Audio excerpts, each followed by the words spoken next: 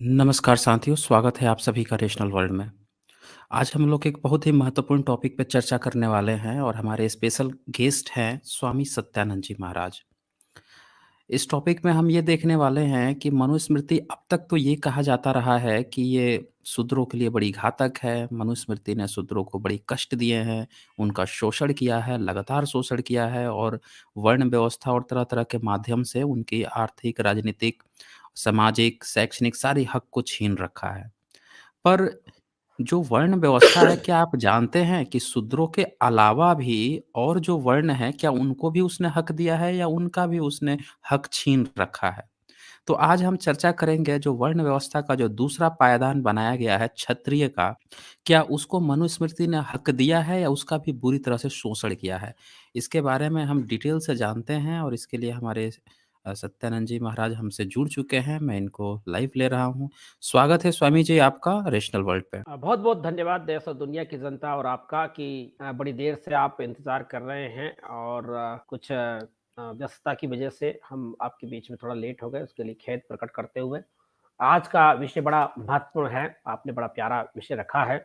वास्तव में बिल्कुल सही कहा है कि मनुस्मृति को जब मैंने गहन अध्ययन किया तो ये पाया कि वो ब्राह्मणों के लिए भी घातक है, वो क्षत्रिय के लिए भी घातक है, वो वैश्य के लिए भी घातक है।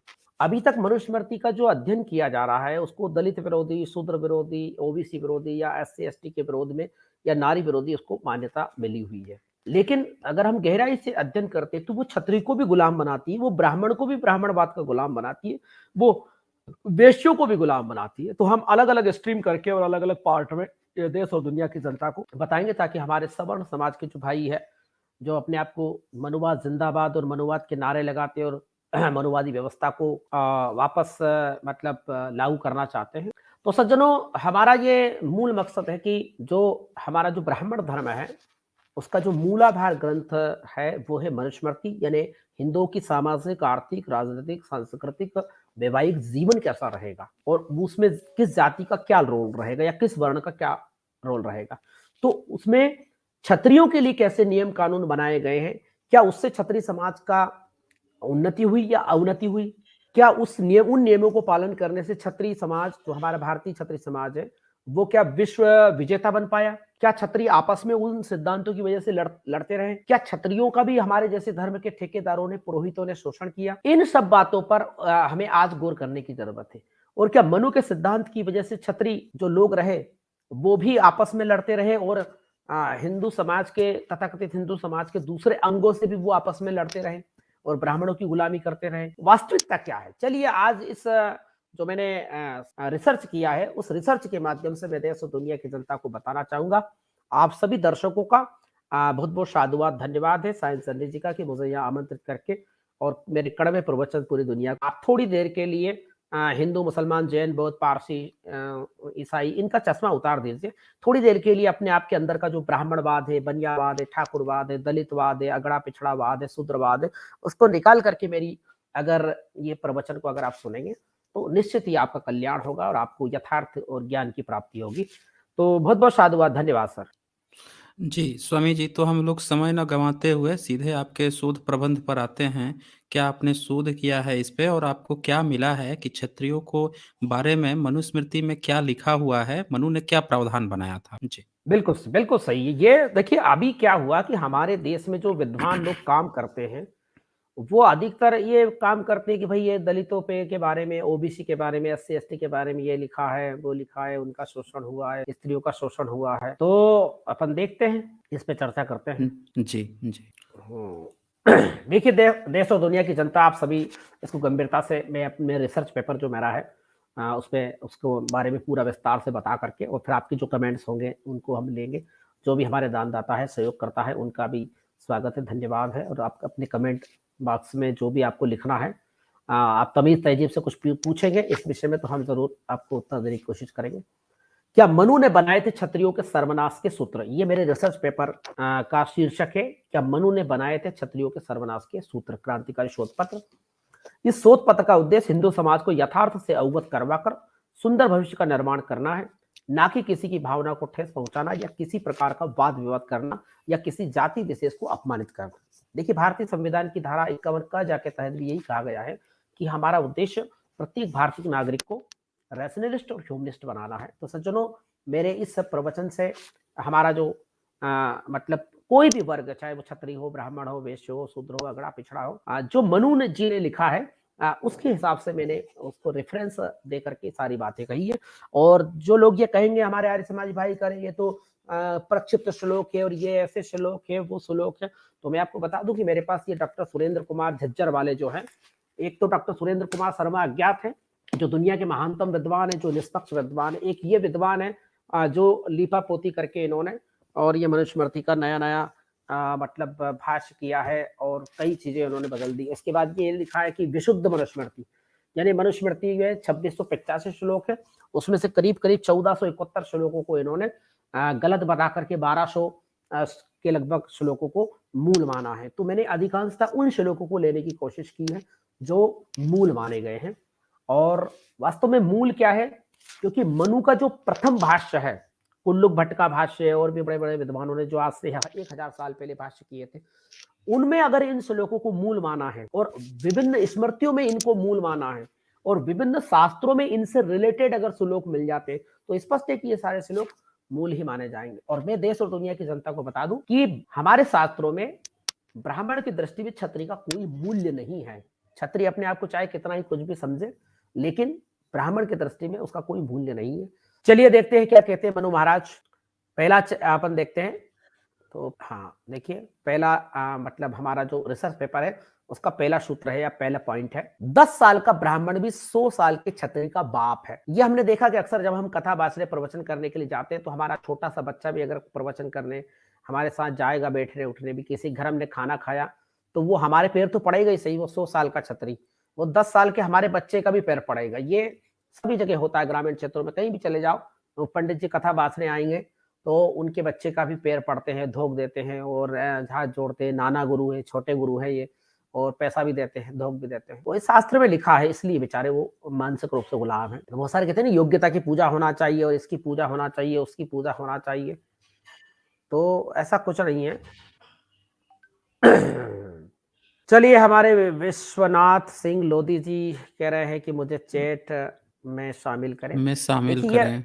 हाँ, ये प्रवचन आप सुनिए, इससे आपको बहुत कुछ मिलेगा और संभव हो तो देखते हैं बाद में, जो भी है। धन्यवाद आपका।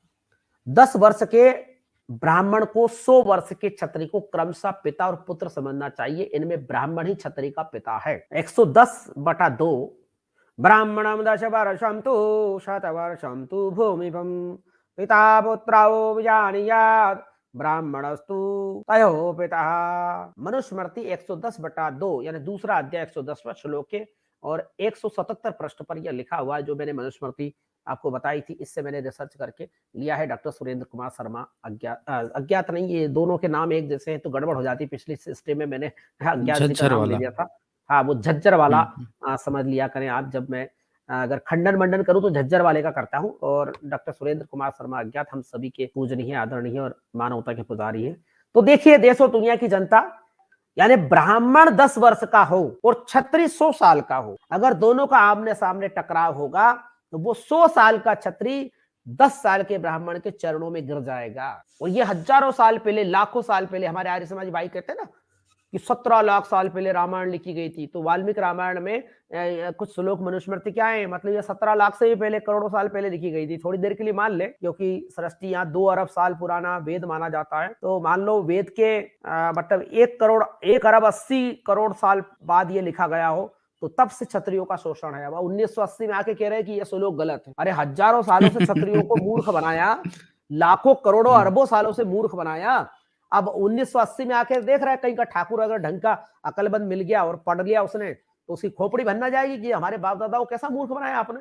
और इसीलिए अब क्षत्रिय तो कोई प्रश्न कर नहीं रहा। अधिकतर भारत में शूद्र लोग प्रश्न करते हैं, और शूद्र भी कम करते हैं। ओबीसी के लोग नकली ठाकुर, नकली ब्राह्मण, नकली बनिया बनने में लगे हुए हैं। अधिकतर जो दलित आदिवासी है वही लोग ज्यादा पाखंडवाद का पर्दाफाश कर रहे हैं। देखिए क्या कहते हैं, डॉक्टर सुरेंद्र कुमार जी ने अपने शोध में इस श्लोक को प्रक्षिप्त घोषित कर दिया है ताकि कहीं जागरूक क्षत्रिय मनुस्मृति में आग न लगा दे, जबकि उनके या मेरे प्रथम गुरु महर्षि दयानंद सरस्वती ने इसे मूल श्लोक मानते हैं। यानी इस श्लोक को महर्षि दयानंद सरस्वती ने मूल माना है, लेकिन इन्होंने इसको क्या है, प्रक्षिप्त माना है। तो साइंस जी इस संबंध में कुछ कहना चाहेंगे? क्या लिखा है ये 100 साल का क्षत्रिय? 100 जी, साल जी, का मैं तो साफ-साफ क्षत्रिय हो। जी, जी, बताइए, बताइए। हाँ, हाँ। जी, मैं तो यही कहना चाहूँगा कि जिस तरह से बाबा साहब ने जलाया था, उसी तरह से जो क्षत्रिय अपने को समझते हैं, उनको भी आगे आना चाहिए, उठा के इसको भाड़ में झोंक देना चाहिए, इन किताबों को, जो इस तरह की बातें, भेदभाव भरी ब बातें उनके लिए लिख रखी हैं। जी। हाँ, नहीं भारत में देखिए क्या है, क्षत्रिय मैं किसी भी जाति को मूर्ख नहीं मानता हूँ। क्षत्रिय भी समझदार है, पर भोले-भाले, उनको बेचारों को बताया ही नहीं गया और शास्त्र उनको भी पढ़ाया नहीं गया। मनुस्मृति में स्पष्ट लिखा है कि ब्राह्मण के अलावा दूसरी जातियों को मत पढ़ाओ ये, क्योंकि ये पढ़ेंगे तो पोल खुल जाएगी। हुँ, चलिए, हुँ, हुँ। दूसरा लिखा है कि क्षत्रिय के बालक से गुरुकुल में भेदभाव। अब ये जो श्लोक लिखा गया है कि 100 साल का क्षत्रिय हो और 10 साल का ब्राह्मण हो, तो ये केवल ऐसा ही नहीं है, व्यवहार में जीवन के प्रत्येक क्षेत्र में क्षत्रिय को गिराया गया है। अभी मैं कभी वाल्मीकि रामायण को पढ़ के बताऊँगा पूरा, और तुलसीदास जी का रामचरितमानस। तो राम को भी इतना गिराया ब्राह्मणों के चरणों में कि राम की मतलब महिमा मंडन कर रहे हैं कि आप राम के चरित्र का हनन कर रहे हैं। तो क्षत्रियों का रामचरितमानस में भी अपमान है, वाल्मीकि रामायण में भी अपमान है, हर शास्त्र में क्षत्रियों का भी अपमान है। ब्राह्मण के सामने मतलब उसको 2 कौड़ी का नहीं समझा गया है। तो भागवत में भी क्षत्रिय का अपमान है, बताऊंगा मैं कभी। क्षत्रिय के बालक से गुरुकुल में भेदभाव। क्षत्रिय का बालक कहीं ब्राह्मण के बालक से शिक्षा में आगे नहीं निकल जाए, उसे रोकने का मनु महाराज ने धर्म की आड़ में बहुत अच्छा प्रबंध किया है। देखिए, ब्राह्मण के बालक का उपनयन संस्कार गुरुकुल प्रवेश गर्भ से 8वें वर्ष में, जबकि क्षत्रिय के बालक का गर्भ के 11वें वर्ष में, यानी गर्भ धारण करने के बाद पैदा होता है उसके 11वें वर्ष में होना चाहिए, और ब्राह्मण के बालक का 8वें वर्ष में, यानी 3 साल का डिफरेंस रहना चाहिए। कहा लिखा है 11/2, 11वां श्लोक, दूसरा अध्याय, मनुस्मृति 130 पृष्ठ। ये पृष्ठ में बता रहा हूं, झज्जर वाले डॉक्टर सुरेंद्र कुमार शर्मा झज्जर वाले जो हैं, जो आर्ष साहित्य प्रचार ट्रस्ट नई दिल्ली से इनकी किताब प्रकाशित हुई, दिल्ली से प्रकाशित हुई है। क्या लिखा है? गर्भाष्टमे अवदे कुरवीत ब्राह्मणस्योप नायनम, ब्राह्मणो अस्योप नायम, गर्भा एकादशे राज्ञो गर्भातु द्वादशे विषः। स्पष्ट है कि ब्राह्मण के बालक को हमेशा क्षत्रिय बालक के पीछे रखने की साजिश के तहत 3 साल पीछे उसका गुरुकुल में एडमिशन करवाया जाएगा। यानी मान लो ब्राह्मण का बालक जो है वो 8 साल में पढ़ने लग जाएगा, और क्षत्रिय का बालक 3 साल बाद भर्ती होगा 11 साल की उम्र में। आज तो नर्सरी में बच्चों को भर्ती कर दिया जाता 3 साल की उम्र में, और बिना जाति भेदभाव के। तो ये फिर भी कहते हैं हमारे बहुत सारे भोले भाले क्षत्रिय भाई कि भारत का संविधान गलत है। अरे, भारत के संविधान ने तो आपको आगे बढ़ने के लिए 3 साल में भर्ती होने का अनुमति दे दी, और कोई जाति भेदभाव नहीं है किसी के साथ, चाहे वो ब्राह्मण हो, क्षत्रिय हो, वैश्य हो, अगड़ा पिछड़ा, आस्तिक नास्तिक, हिंदू मुसलमान, कोई भी। मनु महाराज तो कहते हैं कि ठाकुर के लड़के को 3 साल पीछे रखो, ये कोई ब्राह्मण से आगे नहीं निकल जाए। चलिए आगे देखते हैं क्या लिखा है हमारे बाप दादाओं ने। साइंस जर्नी जी, थोड़ा सा और ऊपर कीजिए इसको। हाँ, उसका गुरुकुल में एडमिशन पीछे किया जाए, यही धर्म में मर्यादा अनुशासन है, मनु या ईश्वर का आदेश है। 3 साल पीछे रखो क्षत्रिय। मनु महाराज अगले ही श्लोक में पलटी खा गए हैं। अब देखो अगले उसमें श्लोक में पलटी खाते हैं, जिन्हें शिक्षा की जल्दी हो तब ब्राह्मण के बालक को 5 साल में और क्षत्रिय के बालक को 6वें साल में उपनयन कराना चाहिए। यहां भी मनु महाराज कहते हैं कि 1 साल पीछे रखो। अरे भाई, 5 साल की उम्र में ब्राह्मण को भी पढ़ाओ, क्षत्रिय को भी पढ़ाओ, वैश्य को भी पढ़ाओ। शूद्र को तो पढ़ने का अधिकार नहीं, स्त्रियों को पढ़ने का अधिकार नहीं, अंत्यजों को पढ़ने का अधिकार है, कोई बात नहीं, इनको तो मत पढ़ाओ, लेकिन इनको तो पढ़ा लो। क्षत्रिय से क्या नफरत है आपको? बनिया से क्या नफरत है? ये बनिया और ठाकुर भी ब्राह्मण से आगे नहीं निकल जाए, इसलिए उनके बच्चों को पीछे करो। वो पीछे करने के लिए 1 साल बाद एडमिशन भी है। तू क्षत्रिय, चल घर काम करते रहा, 1 साल बाद आना, फिर पढ़ाएंगे तेरे। ब्राह्मण से आगे निकलेगा। जिन्हें शिक्षा की जल्दी हो तब ब्राह्मण के बालक को 5 वर्ष में और क्षत्रिय के बालक को 6वें वर्ष में उपनयन कराना चाहिए। 12/2 मनुस्मृति 132। देखिए, ब्रह्मवरचाश्च कामस्य कार्य विप्रस्य पंचमे राज्ञो बलार्धीनः षष्ठे वैश्यस्य अरधीनो अष्टमे। 12/2 मनुस्मृति। यहां भी क्षत्रिय के बालक को 1 साल पीछे रखा गया है। यहां बनियों के बारे में भी लिखा है, वैसे मैं उसको नहीं बताऊंगा, बनियों पे जब स्ट्रीम करूंगा बनियों को किस प्रकार मूर्ख बनाया है तो उस पर भी फिर उसको विस्तार से बताऊंगा। यहां भी क्षत्रिय के बालक को 1 साल पीछे रखा गया है। चलिए, ये बात तो स्कूल के एडमिशन में भेदभाव है। आज दुनिया के किसी भी कोने में चले जाओ, बच्चों के साथ जाति के आधार पर या वर्ण के आधार पर, लिंग के आधार पर भेदभाव पूरी तरह सैद्धांतिक रूप से तो खत्म हो चुका है सभी संविधानों में। व्यावहारिक रूप से कई बदमाशी लोग करते हैं, वो बात की बात है, लेकिन मनु तो सैद्धांतिक रूप से भी व्यवहार मतलब भेदभाव करते हैं और व्यावहारिक रूप से भी क्षत्रियों से भेदभाव करते हैं। चलिए आप आगे देखिए, तीसरा हमारा पॉइंट है। इस संबंध में कुछ कहना है साइंस जर्नी जी? ये जो क्षत्रियों के साथ शिक्षा पद्धति में भेदभाव हुआ है, यानी ये केवल जी, जी, द्रोणाचार्य ने जी, द्रोणाचार्य ब्राह्मण ने तो केवल हमेशा से ही जी, जी, हाँ, बताइए। हाँ, हाँ। ये ब्राह्मण तो हमेशा ही चाहता था कि हमेशा ही वो आगे रहे। महाभारत में भी अगर हम देखें तो द्रोणाचार्य जो है ब्राह्मण है, एक ब्राह्मण शिक्षा दे रहा है क्षत्रियों को और उसमें भी भेदभाव कर रहा है, एकलव्य जा रहा है तो उसका अंगूठा काट ले रहा है।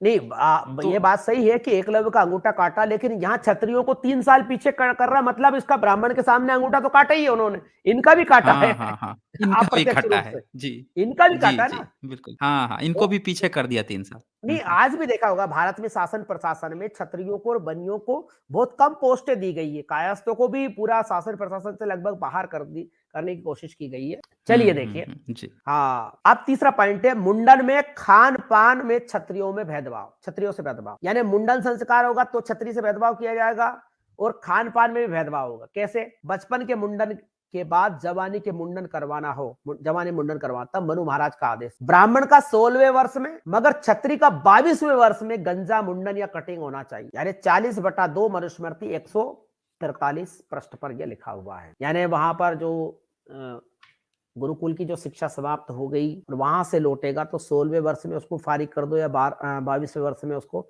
यानी इसका मतलब ये भी है कि जैसे उपनयन संस्कार किसी ब्राह्मण क्षत्रिय वैश्य का नहीं हुआ तो 16वें वर्ष में ब्राह्मण का हो जाना चाहिए और 22वें वर्ष में उसका होना चाहिए क्षत्रिय का, बचे हुए का। चलिए आगे देखते हैं। ये तीसरा पॉइंट मैंने आपको बताया है, पृष्ठ 143 पर लिखा हुआ है। हाँ, थोड़ा सा ऊपर कर दीजिए। ये यही है।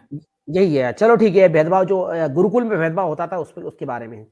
तो ब्राह्मण बालक को दूध पिलाओ और क्षत्रिय बालक को जो गुड़ का दलिया। आप देखिए आजकल जो हॉस्टल होते हैं, सभी जातियों के लड़के पढ़ते हैं, लड़कियां पढ़ती हैं, उनकी ड्रेस भी एक जैसी होती है, खान पान भी एक जैसी होती है। आधुनिक युग के मनु के महान समर्थक, वैदिक ब्राह्मण धर्म के उद्धारक महर्षि दयानंद सरस्वती ने अपनी प्रसिद्ध पुस्तक संस्कार विधि में लिखते हैं। आप संस्कार विधि में क्या लिखा है महर्षि दयानंद सरस्वती, जो आधुनिक ब्राह्मणवाद के मतलब ब्राह्मणवाद का वैज्ञानिक तरीके से उन्होंने बखान किया और हिंदू समाज के बहुत सारे लोग उससे भ्रमित हुए, मैं भी उसमें भ्रमित हुआ था और मैं परंपरागत ब्राह्मण धर्म से नफरत करके और आर्य समाज की नई व्याख्या को सही मानता था। पर अब मुझे पता चला कि जो आर्य समाज विद्वान है उनकी व्याख्याएं गलत है, जो सनातन धर्म की परंपरा से जो व्याख्या है धर्म की वही सही है।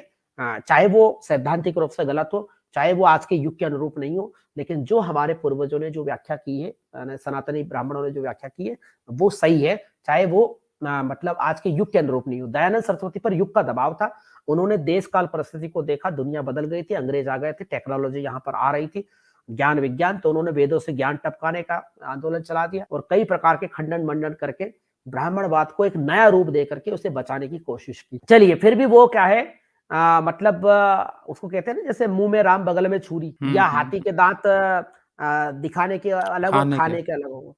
तो दयानंद सरस्वती ने हुँ। सुधार, वैसे मैं उनका सम्मान करता हूँ, मेरे गुरु हैं, लेकिन उन्होंने सुधार का प्रयास तो किया, लेकिन वो ऊपरी ऊपरी था, सैद्धांतिक रूप से वो सुधार नहीं कर पाए। यानी जो वेदों वेदों वेदों में या मनुस्मृति में जो गड़बड़ है उसको वो सही नहीं कर पाए और उन जो ब्राह्मणवाद के मूल सिद्धांत है, कर्मफल सिद्धांत, पुनर्जन्म का सिद्धांत और ब्राह्मण क्षत्रिय वैश्य, या जो वर्ण व्यवस्था, इसका खंडन नहीं कर पाए। वो जन्म से नहीं कर्म से नहीं मानो, इसका मतलब ये नहीं, वो तो आधा पागल पूरा देश इसमें हो गया। चलिए देखते हैं। जिस दिन बालक का यज्ञोपवीत उपनयन संस्कार करना हो उससे 3 दिन अथवा 1 दिन पूर्व 3 बार एक व्रत बालक को कराना चाहिए। एक व्रत कराओ। उन व्रतों में ब्राह्मण का लड़का एक बार या अनेक बार दुग्धपान, उसे अच्छा बेहतरीन दूध पिलाओ, काजू बादाम किशमिश डाल करके। ब्राह्मण देवता है, ब्रह्मा के मुख से पैदा हुए हैं, हमारा स्पेशल आरक्षण है। ये आज कहते नहीं आकर के आरक्षण है, ये हमारा आरक्षण है भैया, ये वेदों से हमारा आरक्षण है, मनुस्मृति से आरक्षण है, गीता में आरक्षण है, वेद में, पुराण में, उपनिषद में, हर जगह आरक्षण है हमारा। ये हमारा आरक्षण हमें है, तो हमें खिलाओ। हाँ, जन्म जन्म जन्मांतर लेते का, ही जी, जन्म लेते ही जन्म लेते ही आरक्षण है ये, आरक्षण प्राप्त हो जाता है और क्योंकि हम शूद्रों को तो पिछले पढ़ लिख कर संविधान में जी पढ़ जी लिख कर एग्ज़ाम देना पड़ता है, कट ऑफ पार करना पड़ता है तब जाके उन्हें आरक्षण मिलता है। हमें तो जन्म जी जी लेते ही जी मिल जी जाता जी है। जी। तो देखिए जी। हमारे देवताओं ने क्या लिखा है, उन व्रतों में ब्राह्मण का लड़का एक बार व अनेक बार दुग्ध पान करे और क्षत्रिय का लड़का यवागु, यवागु मतलब यव यानी जो को मोटा दल दो और गुड़ के साथ पतली जैसी कड़ी होती है वैसी बनाकर उसको राबड़ी पिलाओ, राबड़ी। छत्री के लड़के को राबड़ी खिलाओ। और ब्राह्मण के लड़के को दूध पिलाओ, अच्छा मस्त। देखो हमारे बाप दादा ने क्या क्या लिखा है, और उनको लिखते हुए शर्म नहीं आई कि कोई अगर छत्री इसको पढ़ लेगा तो चौराहे पे जला देगा इन किताबों को। जी। इसलिए इसलिए हमने छत्री को भी नहीं पढ़ने दिया, बनिए को भी मूर्ख रखा और छत्री को भी हुँ। मूर्ख बनाया। संस्कार विधि प्रश्न 99 पर लिखा हुआ, महर्षि दयानंद सरस्वती के जो छत्री समाज के बहुत सारे चेले हैं, मैं भी उनका चेला रहा हूं, तो ये लिखा उन्होंने। अब मुझे बताइए, क्या दयानंद सरस्वती इतने बड़े विद्वान थे? क्या आज आधुनिक शिक्षा पद्धति आ गई थी उनके जमाने में? अंग्रेज लोग सब एक साथ पढ़ते थे, भारतीय लोगों को भी पढ़ाते थे, तो वो देख लेते थे कि ऐसे श्लोकों को तो वो प्रक्षिप्त घोषित कर देते। लेकिन आधुनिक युग में भी वो गुरुकुल में ये भेदभाव लागू करना चाहते। मुझे तो लगता है कि गुरुकुल में ऐसा करवाते होंगे पर नहीं करवाते होंगे, क्योंकि इससे बनिए भड़क हुँ, हुँ, हुँ। है ना, गुरुकुल बंद हो जाएंगे। चलिए आगे देखिए क्या लिखा है। क्षत्रिय का मुख्य कर्तव्य ब्राह्मण की तन मन धन से सेवा करना या दान देना। भाई क्षत्रिय का तो एक ही काम है, वो हमारे लिए समर्पित हो जाए। क्या लिखा है? प्रजा की रक्षा करना, दान देना, यज्ञ करना, वेद पढ़ाना और इंद्रिय संयम रखना क्षत्रिय के कर्म है। 89/2 मनुस्मृति। देखिए क्या लिखा है, इसका श्लोक भी देख लेते हैं। नीचे नीचे लिखा है, प्रजानाम रक्षणम दानमिज्जनमेव च विश्वेष्वप्राशाक्तिश्च क्षत्रियश्च समासतः। 89/2 मनुस्मृति पृष्ठ 79। अब देखिए इसमें क्या लिखा है कि क्षत्रिय को प्रजा की रक्षा करना चाहिए, तो प्रजा में तो सभी आ गए, पर दान विज्जनमेव च, यानी क्षत्रिय दान यज्ञ करेगा तब पैसा ब्राह्मण पुरोहित को मिलेगा। क्षत्रिय वेद पढ़ेगा तब भी, और दान देगा तब भी ब्राह्मण पुरोहित को ही पैसा मिलेगा। इसका मतलब क्षत्रिय का मुख्य कर्म या कर्तव्य या धर्म ब्राह्मण पुरोहितों की तबीयत हमेशा मस्त रखना है, बाकी जनता जाए भाड़ में। दान दोगे तो भी ब्राह्मण के पास जाएगा पैसा, ब्राह्मण पुरोहित के पास, और अध्ययन करोगे वेद वेद का जो भी करोगे अध्ययन, तो उसमें भी उसमें जाएगा। तो इस तरीके से हमने क्षत्रियों को मूर्ख बनाया। चलिए आगे देखिए क्या लिखा है। क्षत्रिय राजा का कर्तव्य जाति या वर्ण भेदभाव को बनाए रखना। अच्छा देखिए, भारत के लोग आगे क्यों नहीं बढ़ पाए, ये विश्व पूरी दुनिया में क्यों नहीं फैल पाए, भारतीय संस्कृति, भारतीय धर्म या ब्राह्मण धर्म दुनिया में क्यों नहीं फैल पाया? क्योंकि हमारा मूल मकसद था जातिवाद की रक्षा करना, वर्ण व्यवस्था की रक्षा करना, ऊंच नीच की व्यवस्था करना, खान पान के और शादी विवाह के कट्टर नियमों की रक्षा करना। अब हम विदेश जाएंगे तो दूसरी जाति के हाथ का, दूसरे धर्म के हाथ का हमें खाना खाना पड़ेगा, पानी पीना पड़ेगा, दूसरे धर्म की लड़की से शादी करना पड़ेगा, और हम चले गए, हमारी लड़की को किसी से प्रेम हो गया तो उसके साथ रिश्तेदारी करना पड़ेगी। तो इस तरीके से हमने भारत के लोगों को इस भारत मतलब अटक से लेके कटक तक, कश्मीर से लेके कन्याकुमारी तक का बेल्ट था, और विशेषकर ये उत्तर भारत का, नर्मदा से ऊपर का, और पंजाब और ये बंगाल के जो मतलब बिहार तक का एरिया, इसको आर्यावर्त घोषित कर दिया है, पवित्र भूमि है, और इससे बाहर जो निकलेगा वो पापी हो जाएगा। और राजा का कर्तव्य है कि धर्मों अर्थात जाति कर्तव्यों में संलग्न क्रमशः सब वर्णों और आश्रमों का राजा को सुरक्षा करने वाले के रूप में बनाया गया है। राजा का काम विश्व विजेता बनना नहीं है, राजा का काम वो विश्वविद्यालय खोलना नहीं है, राजा का काम कोई शिक्षा व्यवस्था करना, तालाब बनाना, या फिर लोगों की, जनता की सेवा करना नहीं। भाई अपनी अपनी जाति का काम करो, गुलाम बने रहो जाति के। वो गीता में भी कहा गया है ना, स्वे स्वे कर्मण्य, वो स्वे स्वे कर्मण्य अभिरता, वो 18वें अध्याय में आया। ये मनुस्मृति से उसको भी नकल किया गया है। किसी दिन अपन स्ट्रीम करेंगे तो बताएंगे कि मनुस्मृति का गीता पर क्या क्या प्रभाव पड़ा है। स्वे स्वे धर्मे निविष्टानां सर्वेषामनुपूर्वशः वर्णानामाश्रमाणां च राजा सृष्टो अभिरक्षितः। 35/2 यानी 35/2 मनुस्मृति में लिखा हुआ है। चलिए हमारे एक दानदाता भी आ गए, इनका भी नाम पढ़ दीजिए, फिर आगे बढ़ाते हैं। जी, बीइंग पॉलिटिकल लिखते हैं, good luck sir, you are doing good job. Thank you being political. ठीक है, बहुत बहुत साधुवाद, धन्यवाद। आपके कल्याण की कामना करते हुए हम आगे बढ़ते। तो देखिए, राजा का कर्तव्य सिर्फ एक ही है, वर्ण व्यवस्था की रक्षा करे, यानी जात पात की रक्षा करे। और आज भी देखा होगा कि जब दलित, आदिवासी, पिछड़ी जातियों के लोग किसी छतरी के गांव में अगर जुलूस निकालते तो बेचारे को उसके हाथ पैर तोड़ दिए जाते हैं, दूल्हे को मारा जाता है, दुल्हन को मारा जाता है, और मतलब बड़ा हंगामा होता है। वो बेचारा छतरी सोचता है कि ये मेरे धर्म की रक्षा मैं कर रहा हूँ, वो सोचता है कि धर्म की रक्षा कर रहा हूँ, जाति मर्यादा की। जिसके बाप दादा मेरे सामने जूते नहीं पहन सकते थे, वो आज घोड़े पे बैठ के घूम रहे हैं, तो उसकी छाती फाड़ जाती है बेचारे। अब वो चला जाता है जेल, और वो दलित के हाथ पैर टूट जाते हैं तो वो चला जाता है अस्पताल। और ये खबरें जब इंग्लैंड, अमेरिका, जर्मनी, जापान, रूस, फ्रांस में पढ़ते होंगे लोग, तो कहते होंगे भारत के लोग कितने जाहिल है। एक आदमी अगर तो दूल्हा घोड़े पे बैठ के निकल रहा है तो इसमें दंगे हो रहे की क्या जरूरत है। और आज कहते हैं ना बहुत सारे लोग के, वो तो पाकिस्तान में दलितों को मारा जा रहा है, बांग्लादेश में शोषण हो रहा है। अरे भारत का हर गांव भैया दलितों के लिए तो पाकिस्तान ही है। आज भी दलित का पढ़ा लिखा व्यक्ति है, उसको भी तमीज से नहीं बोलते। बड़ी बड़ी उम्र के का आदमी को भी, छोटी उम्र का बच्चा भी तुकारा बोलता है नीची जाति के व्यक्ति को, दलित। हर गांव पाकिस्तान है दलितों के लिए, बेचारों के लिए। चलिए उस विषय पे कभी बोलेंगे। स्पष्ट है हमारे भोले भाले राजाओं या क्षत्रियों को जाति वर्ण के जाल में मनु ने ऐसा उलझाया कि वे विश्व विजेता बनने की सोच भी नहीं सकते थे। उनकी राजनीति, धर्म नीति, अर्थनीति का सार था जाति ऊंच नीच बनाए रखना, और जो व्यक्ति जाति वर्ण के जाल से मुक्त होकर इंसान बनने की कोशिश करे उसे दंडित करना, अपने तन मन धन और जीवन की कुर्बानी देकर ब्राह्मण देवता को संतुष्ट करना, बस यही क्षत्रिय का कर्तव्य है। मनु की इस शिक्षा ने करोड़ों क्षत्रियों और भारतीयों की जिंदगी बर्बाद कर दी। आज भी जब कोई नीची जाति का व्यक्ति कथित सामाजिक, धार्मिक, आर्थिक राजनीतिक मर्यादा तोड़कर कुछ उन्नति करना चाहता है, तब ब्राह्मणवाद की सेना या पुलिस के रूप में, आगे निकालिए, तब ब्राह्मणवाद की सेना या पुलिस के रूप में, हाँ, बेचारे असली या और नकली छत्री, अच्छा ये ओबीसी की नकली जो जाति है ना, सक्षम हो गई, ये भी नकली ठाकुर बन रहा है, बाप बदल रहा है, उसे ठिकाने लगाने में जी जान लगा देते हैं। औरत नातरे जाती है इनकी और कहते हैं हम तो ठाकुर हैं। अभी तेरी औरत नातरे जाती नहीं, कैसे ठाकुर है तू? नातरा मतलब सेकंड मैरिज का रिवाज है, ब्राह्मण क्षत्रिय वैश्य में सेकंड मैरिज नहीं हो सकती औरत की, ये धर्मशास्त्र कहते हैं। महर्षि दयानंद सरस्वती ने भी अपने सत्यार्थ प्रकाश में और सभी शास्त्रों में उन्होंने ये लिखा कि इनका रीमैरिज नहीं हो सकता, इनको तो नियोग करना चाहिए। आधुनिक युग में नियोग का पुनरुद्धार उन्होंने किया कि ये पुनर्विवाह गलत है। वैसे वो सामाजिक विज्ञान की किताबों में भारत सरकार पढ़ाती है कि सरकारें पढ़ाती है कि वो पुनर्विवाह के समर्थक थे, वो पुनर्विवाह के घोर विरोधी थे, वो नियोग के समर्थक थे। चलिए, तो आज भी जब कोई कथित नीची जाति का व्यक्ति कथित सामाजिक, धार्मिक, आर्थिक, राजनीतिक मर्यादा तोड़कर कुछ उन्नति करना चाहता है, तब ब्राह्मणवाद की पुलिस या सेना के रूप में बेचारे असली और नकली ठाकुर, ओबीसी की सक्षम जातियां उसे ठिकाने लगाने में जी जान लगा देते। धर्म की रक्षा करना जरूरी है, चाहे ठाकुर साहब इसके लिए कथित नीची जातियों के हाथ पैर तोड़कर जेल ही क्यों ना जाना पड़े, यानी ठाकुर साहब जेल चले जाएंगे और वो अस्पताल चला जाएगा। चलिए, एक सज्जन कुछ लिख रहे हैं। जी, सत्यमेव जयते लिखते हैं, क्षत्रिय क्यों ब्राह्मण्स के मानने के लिए मजबूर हो गए हैं? ये प्रश्न रख रहे हैं। इसको देखिए डिटेल्ड क्या में हम होता लोग है, उत्तर देंगे लास्ट में। थोड़ा-सा हाँ बस लास्ट, इनको हिंट दे दीजिए। हाँ हाँ, देखिए क्या है, पूरी दुनिया में धर्म गुरुओं का प्रभाव रहता है और अज्ञानी मानवता का ये दुर्भाग्य है कि 80% लोग हमेशा निष्क्रिय होते हैं।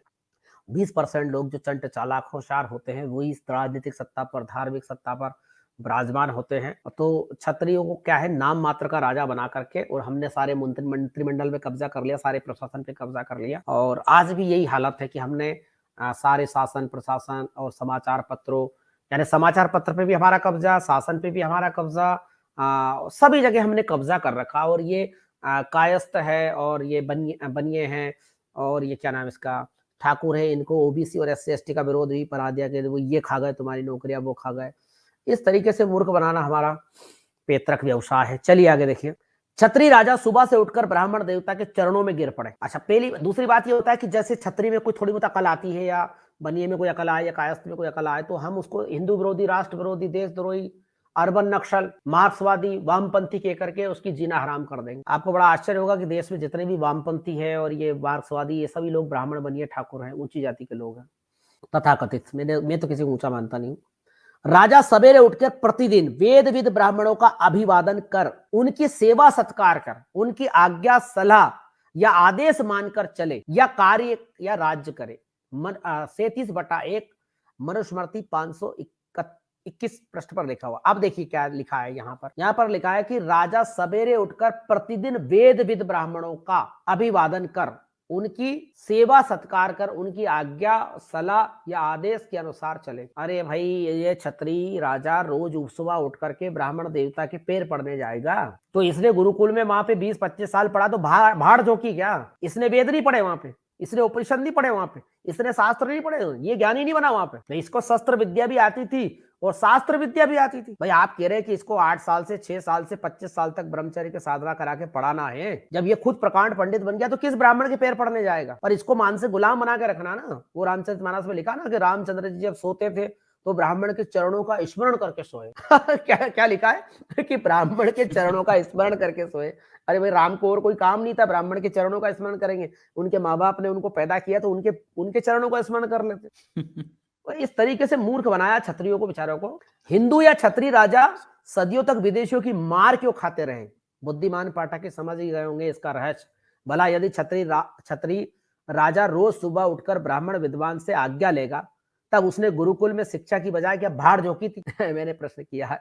एक बात और हुँ, यहाँ स्पष्ट हो जाती है कि भारत में क्षत्रियों ने कभी भी राज्य ही नहीं किया। ये और बात बता दूं मैं आपको, देश और दुनिया की जनता को, कि एक बात और यहाँ स्पष्ट हो जाती है कि भारत में क्षत्रियों ने कभी राज्य किया ही नहीं, क्योंकि वे तो बेचारे अपने मालिक ब्राह्मण देवताओं के मानसिक गुलाम थे। भोले भाले क्षत्रियों के कंधे पर बंदूक रखकर पहले भी चलाई जाती थी और आज भी चलाई जा रही है। वो क्या है कि जब मैं संघी था और आर्य समाजी था, तो वो वीपी सिंह ने ओबीसी के लोगों के लिए आरक्षण की व्यवस्था करवा दी थी मजबूरी में किसी कारण से। तो उनको बहुत गाली पड़ी थी कि ये छत्री के रूप में मतलब क्या है कि गद्दार है क्षत्रियों के लिए, ये है वो है, ब्राह्मणों के लिए ये दुश्मन है, ये सवर्ण नहीं है, ये किसी नीची जाति की औलाद है।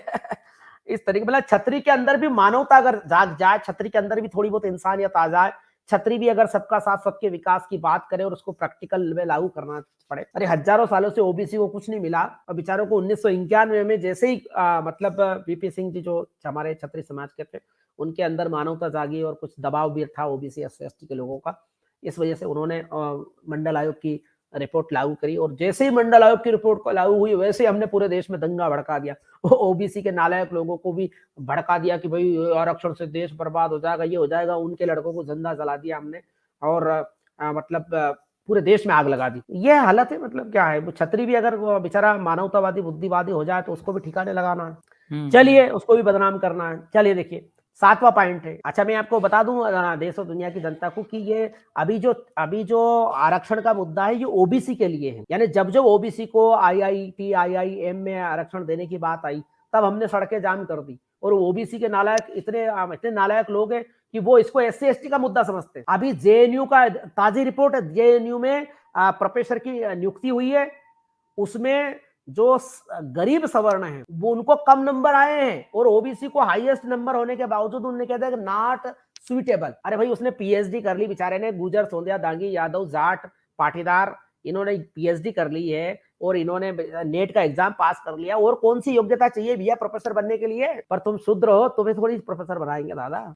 चलिए ये इंटरनेट में पड़ा हुआ देख लेना सारा, वो नेशनल जनमत है ना, नीरज पटेल है पाटीदार जाति के, उन्होंने भी हाँ, इस पे हाँ, हाँ, स्क्रीन हाँ। की है और ये लक्ष्मण यादव है और ये जो वो द हुँ, सुद्रा हुँ। टीवी चैनल है ना, वो सब ये कर रहे हैं। बहुत सारे प्रोफेसर लगे हुए पूरे देश में। छत्री राजा स्वविवेक से काम ना करे वरना नष्ट हो जाएगा। देखिए छत्री की कभी अकल नहीं लगना चाहिए। अभी ये पूछ रहे थे ना कि छत्री क्यों नहीं जागे, अरे भाई जागे कहाँ, अब स्व स्व अकल अकल आ जाएगी तो समस्या खड़ी हो जाएगी ना। अकलमंद बनने ही मत दो, बचपन से तो उसको मूर्ख बनाना का पाठ पढ़ाओ कि ये भगवान की वाणी है। अपनी बात को भगवान की आड़ में, ईश्वर की आड़ में हमने प्रतिस्थापित किया समाज के सामने, और जो उसका विरोध करे उसको नक्सली, वामपंथी, अर्बन नक्सल, हिंदू विरोधी, राष्ट्र विरोधी, देशद्रोही, भीमटा, इसको मतलब मुसलमानों से पैसा मिलता है, ईसाइयों से पैसा मिलता है, बांग्लादेश पाकिस्तान से पैसा आता है और अरब देशों से पैसा आता है हिंदू समाज और राष्ट्र को तोड़ने का, इस तरीके से उसका जीना हराम वो कर देंगे। अकल तो तुम्हारे पास आ जाएगी तो फिर क्या हो जाएगा, पूरा देश ही बदल जाएगा 10 साल में। यदि छत्री राजा ने ब्राह्मण विद्वानों की सलाह या आज्ञा ना मानकर अपने स्वविवेक से राज्य कार्य या कोई भी कार्य किया या ब्राह्मण पुरोहितों द्वारा ईश्वर या धर्म की आड़ में बताई या बनाई गई मर्यादा अनुशासन को तोड़ा, तब वह उसी प्रकार नष्ट हो जाएगा या ब्राह्मणों द्वारा नष्ट कर दिया जाएगा जैसे ब्राह्मणों से विद्रोह करने के कारण। देखिए क्या क्या किया था। राजा वेन, नहुष, सुदास, सुमुख और राजा नेमिष्ट नष्ट हो गए या नष्ट कर दिए गए थे। 38/2, 39/2, 41/2 मनुस्मृति, यानी ये बड़ा संघर्ष हुआ है। देखिए छत्री पहले क्या था, शास्त्रों में ये लिखा है कि प्रथम वर्ण छत्री है, दूसरा वर्ण सेकंड वर्ण जो है वो ब्राह्मण है और थर्ड वर्ण है वो बनिया है और चौथा वर्ण, यानी पहले समाज में क्षत्रियों का वर्चस्व था। फिर हमने क्षत्रियों की जब कुटाई चालू करी और पूरा 21 बार उनको दौड़ा दौड़ा के मारा, गर्भ से निकाल निकाल करके मारा, तो उन्होंने फिर अपनी हार स्वीकार कर ली कि ब्राह्मण देवता आप बड़े हो और हम आपकी चरण पादुकाओं की सेवा करेंगे। उर्मनिहार पदिक के शोभा, विप्रचरण देखत मन लोभा। गोस्वामी तुलसीदास जी महाराज ने बड़ी प्यारी बात कही रामचरितमानस में। एक बार हमारे बाप दादा थे भृगु ऋषि, उन्होंने विष्णु भगवान को लात मार दी। तो जब रामचंद्र जी के रूप में वो पैदा होते हैं तो वो जो लात पड़ी थी ना विष्णु भगवान को, रामचंद्र जी उस लात को यहाँ पर लेकर के पैदा हुए। कितना बड़ा हमने मतलब एक धार्मिक आतंकवाद पैदा किया, उनको पूरा पागल बना दिया। और ये बेचारे राजा वेन, नहुस, सुदास, तुमुक, राजा नेमिष्टि, ये सब ब्राह्मणवाद के विरोधी थे। ये समानता, स्वतंत्रता, बंधुत्व और न्याय की इन्होंने लड़ाई लड़ी थी। तो भाई ब्राह्मण भी इंसान है, क्षत्रिय भी इंसान है, सब बराबरी से रो रहे हैं, सब भाईचारे से रो, सबको पुरोहित बनने का अधिकार है। एक जाति विशेष का आदमी पुरोहित बनेगा, एक जाति विशेष का विद्वान बनेगा, धर्मगुरु बनेगा, तो वो लप्पे जप्पे देगा। हर जाति का आदमी विद्वान बनेगा तो पता चलेगा वास्तविकता क्या है। और भारत में ज्ञान विज्ञान इसलिए पैदा नहीं हो पाया। हम दूसरी जाति के आदमी को तो प्रोफेसर बनने नहीं देंगे ना। दूसरी जाति, दूसरी धर्म के लोगों को वो कितनी बड़ा विद्वान हो जाए, यूनिवर्सिटी में हम प्रवेश नहीं देंगे उसको, वो कितने नंबर लिया है। अब बहुत सारे लोग कहते हैं कि वो योग्यता की पूजा होना चाहिए, योग्यता, अरे योग्यता भाड़ में जाए तुम्हारी योग्यता यार, सारा इंटरनेट पे पड़ा हुआ देख ले भैया। आईएएस की परीक्षा में एससी एसटी ओबीसी के लोगों को नंबर ज्यादा आ रहे हैं, पीएससी की परीक्षा में आ रहा है, फिर भी उनको इंटरव्यू में जाति देखकर कम नंबर देके पीछे किया जा रहा है। काय की योग्यता, योग्यता भाड़ में जाए, हमें हमारी जाति का वर्चस्व चाहिए। तुम सब हमारे गुलाम रहो, हम इस देश पे राज करेंगे और तुम हिंदू मुसलमान लड़ते रहो आपस में, तुम्हें हिंदू मुसलमान के दंगे में लड़ाएंगे। और कभी कहेंगे कि ओबीसी तुम्हें खा जाएगा, कभी कहेगा एससी एसटी खा जाएगा, एससी एसटी के मोहल्ले में जाकर के मुसलमानों के खिलाफ उनको भड़काएंगे, ओबीसी के लोगों को कहेंगे कि मुसलमानों का राज आ जाएगा, और 20 साल बाद वो तुम्हें खा जाएंगे और सारी यूनिवर्सिटी पे हम कब्जा करके बैठ जाएंगे। ये प्लानिंग है पूरी। पर अब इस देश की जनता को अकल आए जब तो। चलिए देखिए 8वां, देखिए क्षत्रिय ब्राह्मण की औलाद है, मनु महाराज का कहना है, मेरा नहीं कहना है। ब्राह्मणों को पीड़ा देने वाले क्षत्रियों का शासनकर्ता ब्राह्मण ही होता है, हो सकता है। ब्राह्मणों को पीड़ा देने वाला क्षत्रियों का शासनकर्ता ब्राह्मण ही हो सकता है, क्योंकि क्षत्रिय ब्राह्मण से उत्पन्न हुआ है। विचार कीजिए, चिंतन कीजिए। ये लिखा हुआ है 9/32। जी, अच्छा। हाँ, यहाँ पे जितेंद्र बिरला जी सुपर स्टिकर के लिए थैंक यू आपको। देखिए ये लिखा हुआ है, क्या लिखा है, छत्रस्याति प्रवृद्धस्य ब्राह्मणान् प्रतिशर्वशः ब्रह्मैव संनियन्त्री शातशत्रम ही ब्रह्म संभवम। 9/32 मनुस्मृति पृष्ठ। मनुस्मृति क्यों जलाई गई, एक किताब लिखी है, ब्राह्मण देवता थे या ब्राह्मण विद्वान थे, डॉक्टर भद्दंत आनंद कोसलायन, जो ब्राह्मण कुल में पैदा हुए थे, लेकिन जब उन्होंने बुद्ध का अमृत पिया तो वो बुद्ध के शिष्य बन गए थे। महापंडित राहुल और ये भद्दंत आनंद कोसलायन, ये दोनों ब्राह्मण थे और दोनों आर्य समाजी भी बन गए थे। और आर्य समाजी बनने के बाद जब इन्होंने बुद्ध को पढ़ा तो ये इतने दीवाने हो गए कि दोनों बौद्ध भिक्षु बन गए और फिर जीवन भर बौद्ध ही रहे, बौद्ध भिक्षु रहे। उन्होंने किताब लिखी है, ब्राह्मण ने लिखी है किताब, मनुस्मृति क्यों जलाई गई, और पृष्ठ 101 पर उन्होंने इस श्लोक को वहां से मैंने लिया है। भला क्षत्रियों का इससे बड़ा अपमान और क्या हो सकता है। सारे क्षत्रियों की को ब्राह्मण की वर्ण संकर्ण औलाद कहना क्या मनु महाराज को शोभा देता है। यदि मनु महाराज क्षत्रिय होते तब क्या वे क्षत्रियों को पग पग पर अपमानित करने वाले श्लोक लिखते। स्पष्ट है कि महर्षि मनु एक घोर जातिवादी ब्राह्मण थे। फिर भी कुछ पढ़े लिखे भोले भाले क्षत्रिय आज भी मनु या मनुवाद जिंदाबाद के नारे लगाते हुए सड़कों पर डांस कर रहे हैं।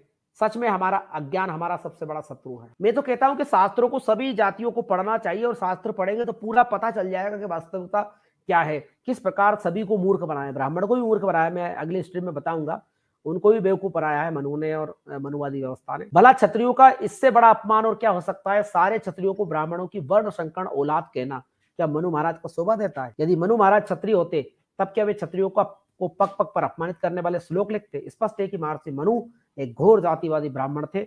फिर भी कुछ पढ़े लिखे भोले भाले क्षत्रिय आज भी मनु और मनुवाद के जिंदाबाद के नारे लगाते हैं। चलिए आगे बताइए। तो यहाँ पे स्वामी जी एक बात तो क्लियर हो रही है कि जो मनु है वो ब्राह्मण है। कुछ लोग कहते हैं कि वो क्षत्रिय है। इसने तो क्षत्रियो को वर्णशंकर औलाद कह के बार बार अपमानित किया है। पूरे गीता में अर्जुन की यही चिंता है कि वर्णशंकर औलादे न पैदा हो जाए, और यहाँ पे ये पूरे वर्णशंकर की औलाद बता रहा है।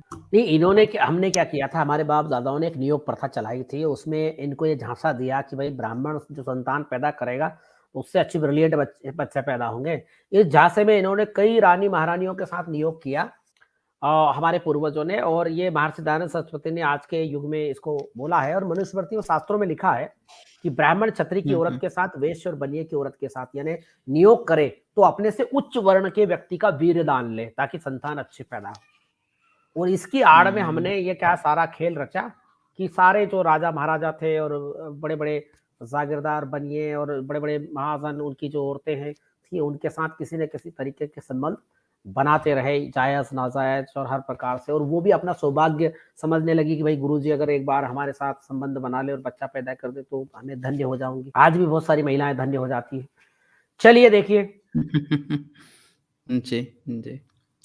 हाँ। और आपने देखा होगा कि अभी भी आपने देखा होगा ये जो कर्नाटक में अभी 20,000 90,000 लड़कियों के बारे में पता चला है कि वो देवदासी बना करके मंदिरों में पड़ी हुई है। उसमें आदिवासी भी है, एससी, एसटी, ओबीसी भी है और जनरल की हुँ, भी कुछ हुँ, महिलाएँ हुँ। हैं। तो इस तरीके से ये क्या है कि जहाँ सुंदर महिलाएँ दिखी, तो हमने धर्म के नाम पर, देवी-देवता के नाम पर उसको दान करवा लिया और दान करवा के देवदासी प्रथा चला दी। तो ये हुँ, बहुत हज़ारों सालों का ये नाटक नौटंकी चला है। अब इस इतिहास को बताते नहीं, इस इतिहास को अगर पूरा बताया जाए, तो देश की आँखें खुलें। वो हुँ, तो सिर्फ़ हुँ, हिंदू मुसलमान का इतिहास बताते हैं, राजा-महाराजाओं का थोड़ा बहुत इतिहास बता देते हैं। बाकी 90% जनता वो हुँ। कैसे पिसा रही थी, उसमें ब्राह्मण भी परेशान था, क्षत्रिय भी परेशान था, वैश्य भी परेशान था।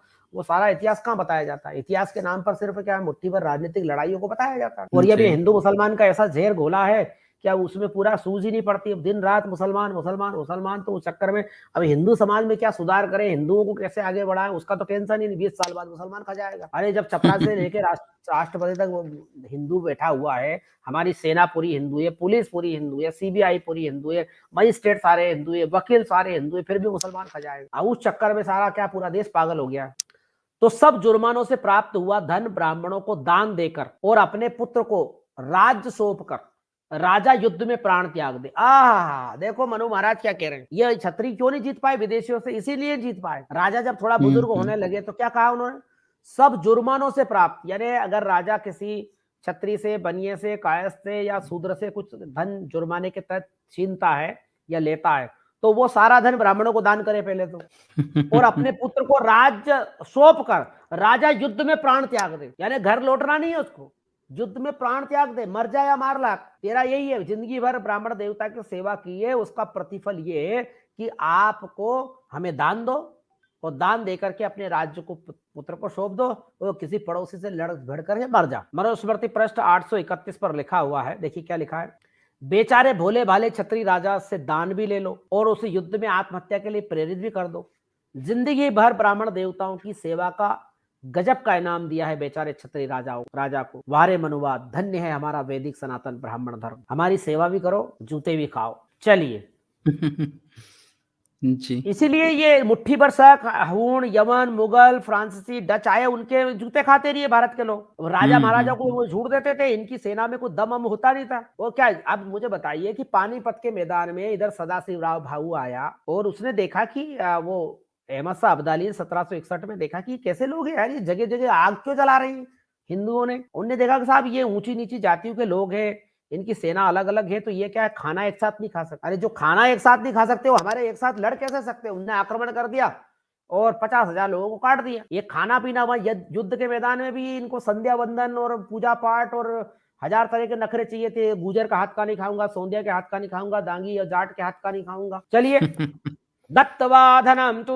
विप्रेभ्यः शरवदण्डशा मोतितं पुत्रे राज्यं समाश्रिज्य कुर्वीत प्रयाणम रणे। 323/9 मनुस्मृति 831 पृष्ठ पर यह लिखा हुआ है। झज्जर वाले जो सुरेंद्र कुमार जी उनने जो भाष्य किया उस पर। चलिए अगला पॉइंट देखिए। अब इसमें कुछ आपको कुछ कहना है, ये राजा महाराजा को मरवाने का प्लान है पूरा, ये देश इसी प्रकार गुलाम हुआ है। अपन कहते नहीं जी, छत्री स्वामी तो जी हाँ कंटिन्यू चलिए, कीजिए, लास्ट में हम लोग डिस्कस कर हाँ लेंगे इसको। हाँ खत्म करते हैं। चलिए देख, थोड़ा सा 1-2 पॉइंट हो रहे हैं। मनु महाराज ने दिया क्षत्रियों में फूट, गृह युद्ध और भारत की गुलामी का मंत्र। अब आप देखिए क्या दिया है इन्होंने, मनु महाराज ने मंत्र। यही मंत्र चाणक्य ने भी दिया, वो यही सारे राजनीति शास्त्र के हमारे मंत्र है। वो सब कहते हैं हमारे राजनीति शास्त्र के विशेषज्ञ कहते हैं, अरे भैया राजनीति शास्त्र के विशेषज्ञों ने पूरा देश की 12 बजा दी है। अपने राज्य के समीपवर्ती पड़ोसी सीमा लगे राजा को और शत्रु राजा की सेवा सहायता करने वाले राजा को शत्रु ही समझो, शत्रु राजा की सीमा से लगे अगले राजा को मित्र समझो। अब यहां से भारतीय राजा को उसको समझना पड़ेगा कि मान लो जैसे हमारे यहाँ पे हमारा देश था, भारत था, तो भारत में मान लो राजस्थान है, राजस्थान से उधर पाकिस्तान तरफ लगी हुई है, उस समय तो पाकिस्तान भी भारत में था। मान लो सिंध में एक हिंदू राजा है या क्षत्रिय राजा या ब्राह्मण राजा है, और यहाँ पर लाहौर में एक हिंदू राजा है, तो वो जो सिंध के राजा को अपना दुश्मन मानेगा और अरब के राजा को अपना मित्र मानेगा।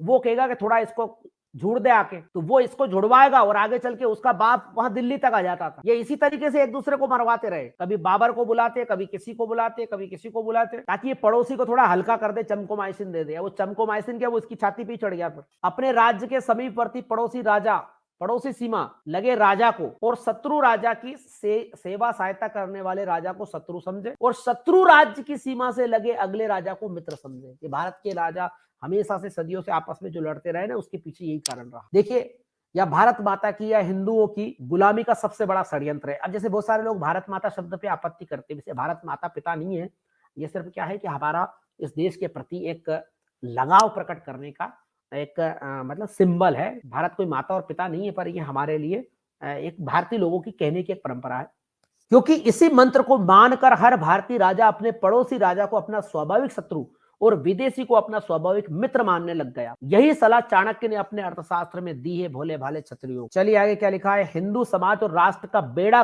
गर्क करने में ऐसे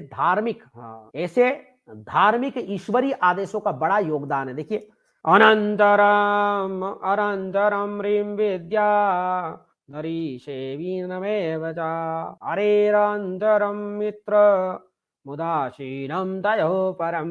158/7 मनुस्मृति पृष्ठ 580 11। अब 11वां पॉइंट देखिए, छत्री से अधिक ब्याज ले ब्राह्मण की अपेक्षा। अरे भाई, हम तो भगवान की औलाद है, भगवान के मुख से पैदा हुआ है, छत्री ज्यादा ब्याज देगा, ब्याज में भी जाती। अच्छा, मैंने देखा कि गांव खेड़ों में जब मैं बच्चा था तो बहुत सारे लोग हली ग्वाल थे, और मैं सोचा करता था कि यार ये लोग गरीब क्यों हैं। तो लोग कहते थे कि पिछले जन्मों के पापी हैं ये लोग, इनने अच्छे कर्म किए थे, पिछले जन्म में पाप कर्म किए थे। ये सदियों से हली ग्वाल मजबूर क्यों है? तो ये इसी वजह से उच्च वर्ग के लोग उसका शोषण करते थे। ब्राह्मण क्षत्रिय का शोषण करेगा, क्षत्रिय वैश्य का और बनिए का और शूद्र का करेगा। बनिया ब्राह्मण क्षत्रिय का तो कर नहीं सकता, वो जूते मारेंगे उसको, वो इनको नीचे वाले को निपटाएगा। और अब देखा होगा गांव खेड़े में जो शूद्र है, ओबीसी के जो लोग हैं, वो दलितों को तपाते हैं, इनको ऊपर के मारे। मतलब ये जो मतलब शोषण है, ये सीढ़ी बाय सीढ़ी होता है। ये इसका शोषण करेगा, ये इसका शोषण करेगा, ये इसका शोषण करेगा, ये सब मिलकर के इनका शोषण करेंगे। तो इसीलिए ये एक मंच पे नहीं आ सकते सारे लोग। वो जैसे 5 आदमी खड़े हैं मान लो, और एक आदमी ने एक को 10 जूते दिए, एक को 8 जूते दिए, एक को 6 जूते दिए, एक को 4 जूते दिए, एक को 2 जूते दिए। तो वो 2 जूते वाला कहता है, एक कहता 4 पड़े, बाहर तो 2 ही पड़े, मुझे क्या करना। ये 4 वाला सोचता है कि इसको 6 जूते पड़े, मैं क्यों बोलूँ, तो 4 में ही निपटा दिया। ये 6 वाला सोचता है कि इसको 8 जूते पड़े, मैं तो 6 में, मैं तो फ्री हूँ। अरे इस ब्राह्मणवाद ने, इस मनुवादी व्यवस्था ने ब्राह्मण क्षत्रिय वैश्य पूरे भारत का, शूद्रों का, नारियों का सर्वनाश कर दिया। इस व्यवस्था के गीत गाने से देश का भला नहीं होना है। और अब शास्त्र की नई नई व्याख्या करके प्राचीन युग लाने की जो बदमाशी कर रहे हैं हमारे भाई भतीजे, उससे कुछ नहीं होना है। ये देश रसातल में चला जाएगा। जो कह रहे हैं ना कि आप मनु का कानून लागू करेंगे, संविधान हटाओ, ये हटाओ वो हटाओ, सूझ पड़ जाएगी। छत्री से अधिक ब्याज ले और ब्राह्मण की अपेक्षा। मनु महाराज, देखिए क्या लिखा है महाराज ने। मनु महाराज क्या कहते हैं, ब्राह्मण से 2 रुपए सैकड़ा, छत्री से 3 रुपए सैकड़ा ब्याज लेना चाहिए। देख ले भैया, 142/8 मनुस्मृति 657 पृष्ठ पर लिखा हुआ है। बहुत सारे लोग कहते हैं ना कि नहीं, मनुवादी व्यवस्था में तो छत्री को कोई दिक्कत नहीं। छत्री से भी वो कानून बना हुआ है, ये कानून है। छत्री से 2 रुपए सैकड़ा, ब्राह्मण से 2 रुपए सैकड़ा लोगे तो छत्री से 3 रुपए सैकड़ा लेना है। चलिए 12वां पॉइंट देख लीजिए। क्षत्रियों की रानी, महारानियों, सुंदरियों, विधवाओं से ब्राह्मण नियोग द्वारा बच्चा पैदा करे। 59/9 मनुस्मृति पृष्ठ 757। महाभारत इसका सबसे बढ़िया उदाहरण है। दक्षिण भारत में क्षत्रिय राजाओं, सामंतों और हर उच्च वर्ग के हिंदू को ब्राह्मण पुरोहितों से ही अपनी पत्नी की स्वागत मनाने का धार्मिक नियम था। बदले में ब्राह्मण देवता को उसकी मेहनत के लिए दान दक्षिणा भी देनी पड़ती थी। ब्राह्मण पुरोहित 1869 यानी 1869 तक अपने इस अधिकार का दावा करता रहा। कोर्ट में केस लगा दिया उन्होंने कि साहब ये हमारा अधिकार है। क्षत्रिय, बनिये और कायस्थ, शूद्र, इनकी औरतों के साथ स्वागत बनाने का तो हमारा ये धर्म है, हमारे कानून में लिखा हुआ है। बताइए ये क्या लिखा है, देखिए बाबा साहब अम्बेडकर संपूर्ण वांग्मय खंड 3 पृष्ठ 267 पर लिखा हुआ है। तीसरा खंड खोल करके आप देख सकते हैं। ऐसा नंगा नाच नाचा है। और ये दक्षिण भारत में जो नायर जाति है, नायर जाति का तो उन्होंने ये नियम रखा था कि भाई उनकी लड़की से शादी ब्राह्मण ही करेगा और वो उसकी रखेल बन के रहेगी, पत्नी बन के नहीं रहेगी, और उसके घर ही पड़ी रहेगी। वो मैंने बताया 2-3 प्रवचनों में, कभी उसको अलग से बताऊंगा। तो ऐसा ये पूरा देश को हमने नाश कर दिया। तो ये भगवान भला करे, कहीं भगवान हो तो अंग्रेजों का, कि वो इस देश में आ गए और इस देश के लोगों को थोड़ा जीना सिखा दिया। एक नया सिस्टम राजनीतिक पूरे देश को अटक से लेकर कटक, कश्मीर से लेकर कन्याकुमारी तक एक कर दिया।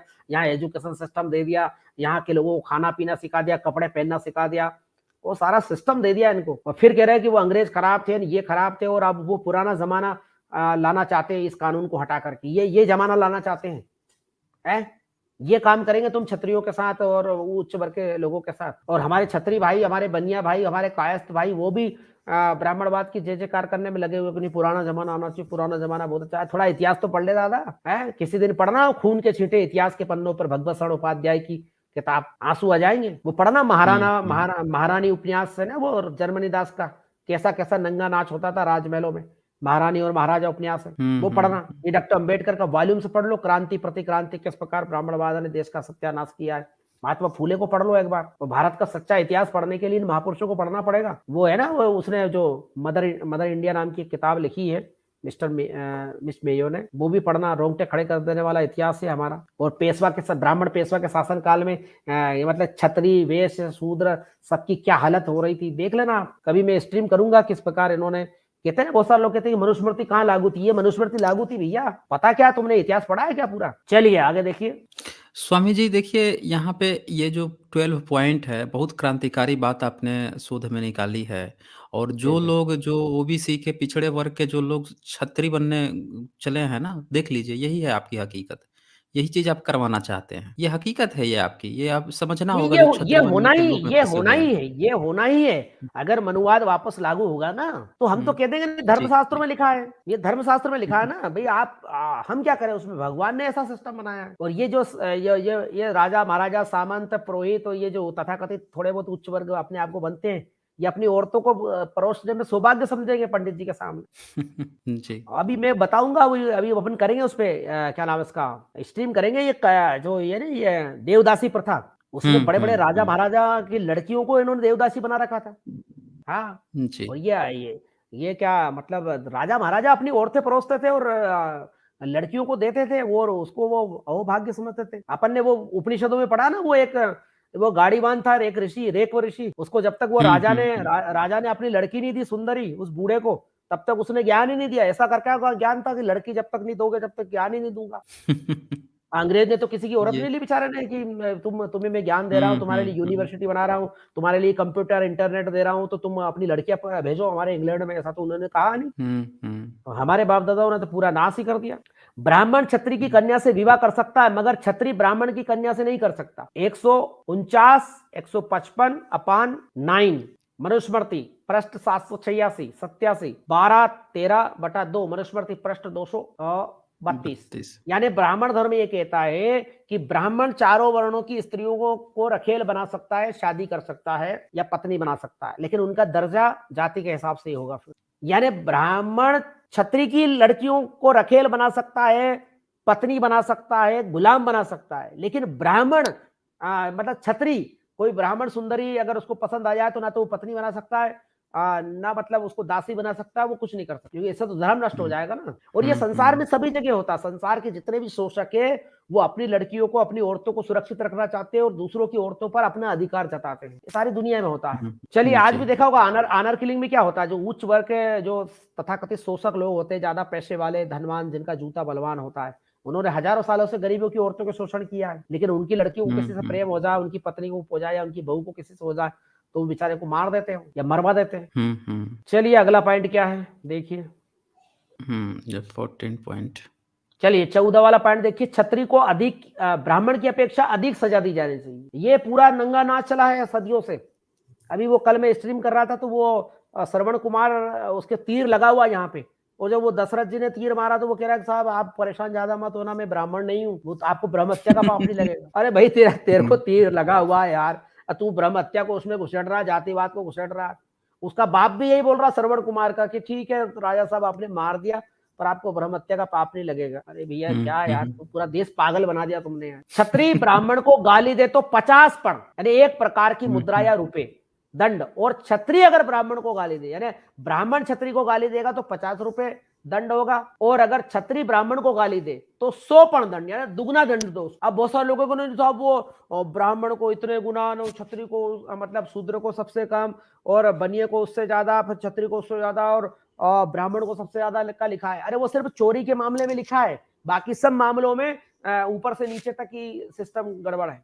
चलिए हुँ, देखिए हुँ, अगला पॉइंट देखिए आप, क्षत्रिय, अच्छा ये इसको और बता दूं मैं, ये दंड वाली जो व्यवस्था है ना, दंड वाली, ये हुँ, भागवत जी में मैंने पढ़ा था, महाभारत में भी आपने देखा होगा कि जब वो द्रौपदी के सारे बच्चों को मार देता है, वो जो ब्राह्मण लड़का होता है ना, अश्वत्थामा द्रोणाचार्य का जो बेटा हुँ, था, हुँ। तो उसको पकड़ के लाते हैं। पकड़ के लाते हैं तो वो नाराज हो जाती द्रौपदी।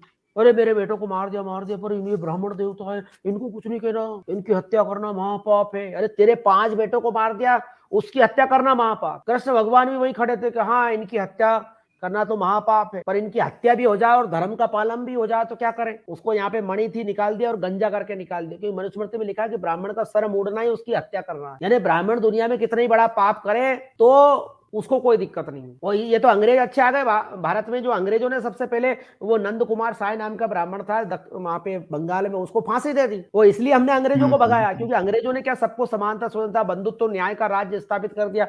उनने कहा यहाँ पे कोई ब्राह्मण क्षत्रिय वेश नहीं चलेगा, सब बराबर है भैया, कानून के समान सब समक्ष है। तुम अपराध करोगे जेल जाओगे, मार खाओगे। तो हुँ, यार तुम हुँ। खराब हो यार, जब ये मुसलमानों का 1000 साल तक राज रहा, उन्होंने हमारे सिस्टम में कुछ फेरल नहीं किया। हम औरतों को जलाते रहे, जिंदा जलाते रहे, सती के नाम पर कन्याबद्ध करते रहिए। हमने दलितों को, आदिवासियों को, पिछड़ों को गुलाम बना के रखा, छुआछूत करते रहिए। मुसलमानों ने कुछ नहीं कहा। तुम यार 200 साल में आकर के पूरा हमारे धर्म को ही नष्ट कर दिया तुमने। तो यार जो लोग हमारे जूते में बैठते थे उनको तुमने रेलगाड़ी में बिठा दिया पास में। हुँ। तुम तो कलयुग ले आए यार, कुर्सी पे बैठने का अधिकार नहीं था, इन कुर्सी पे बिठा दिया तुमने यार।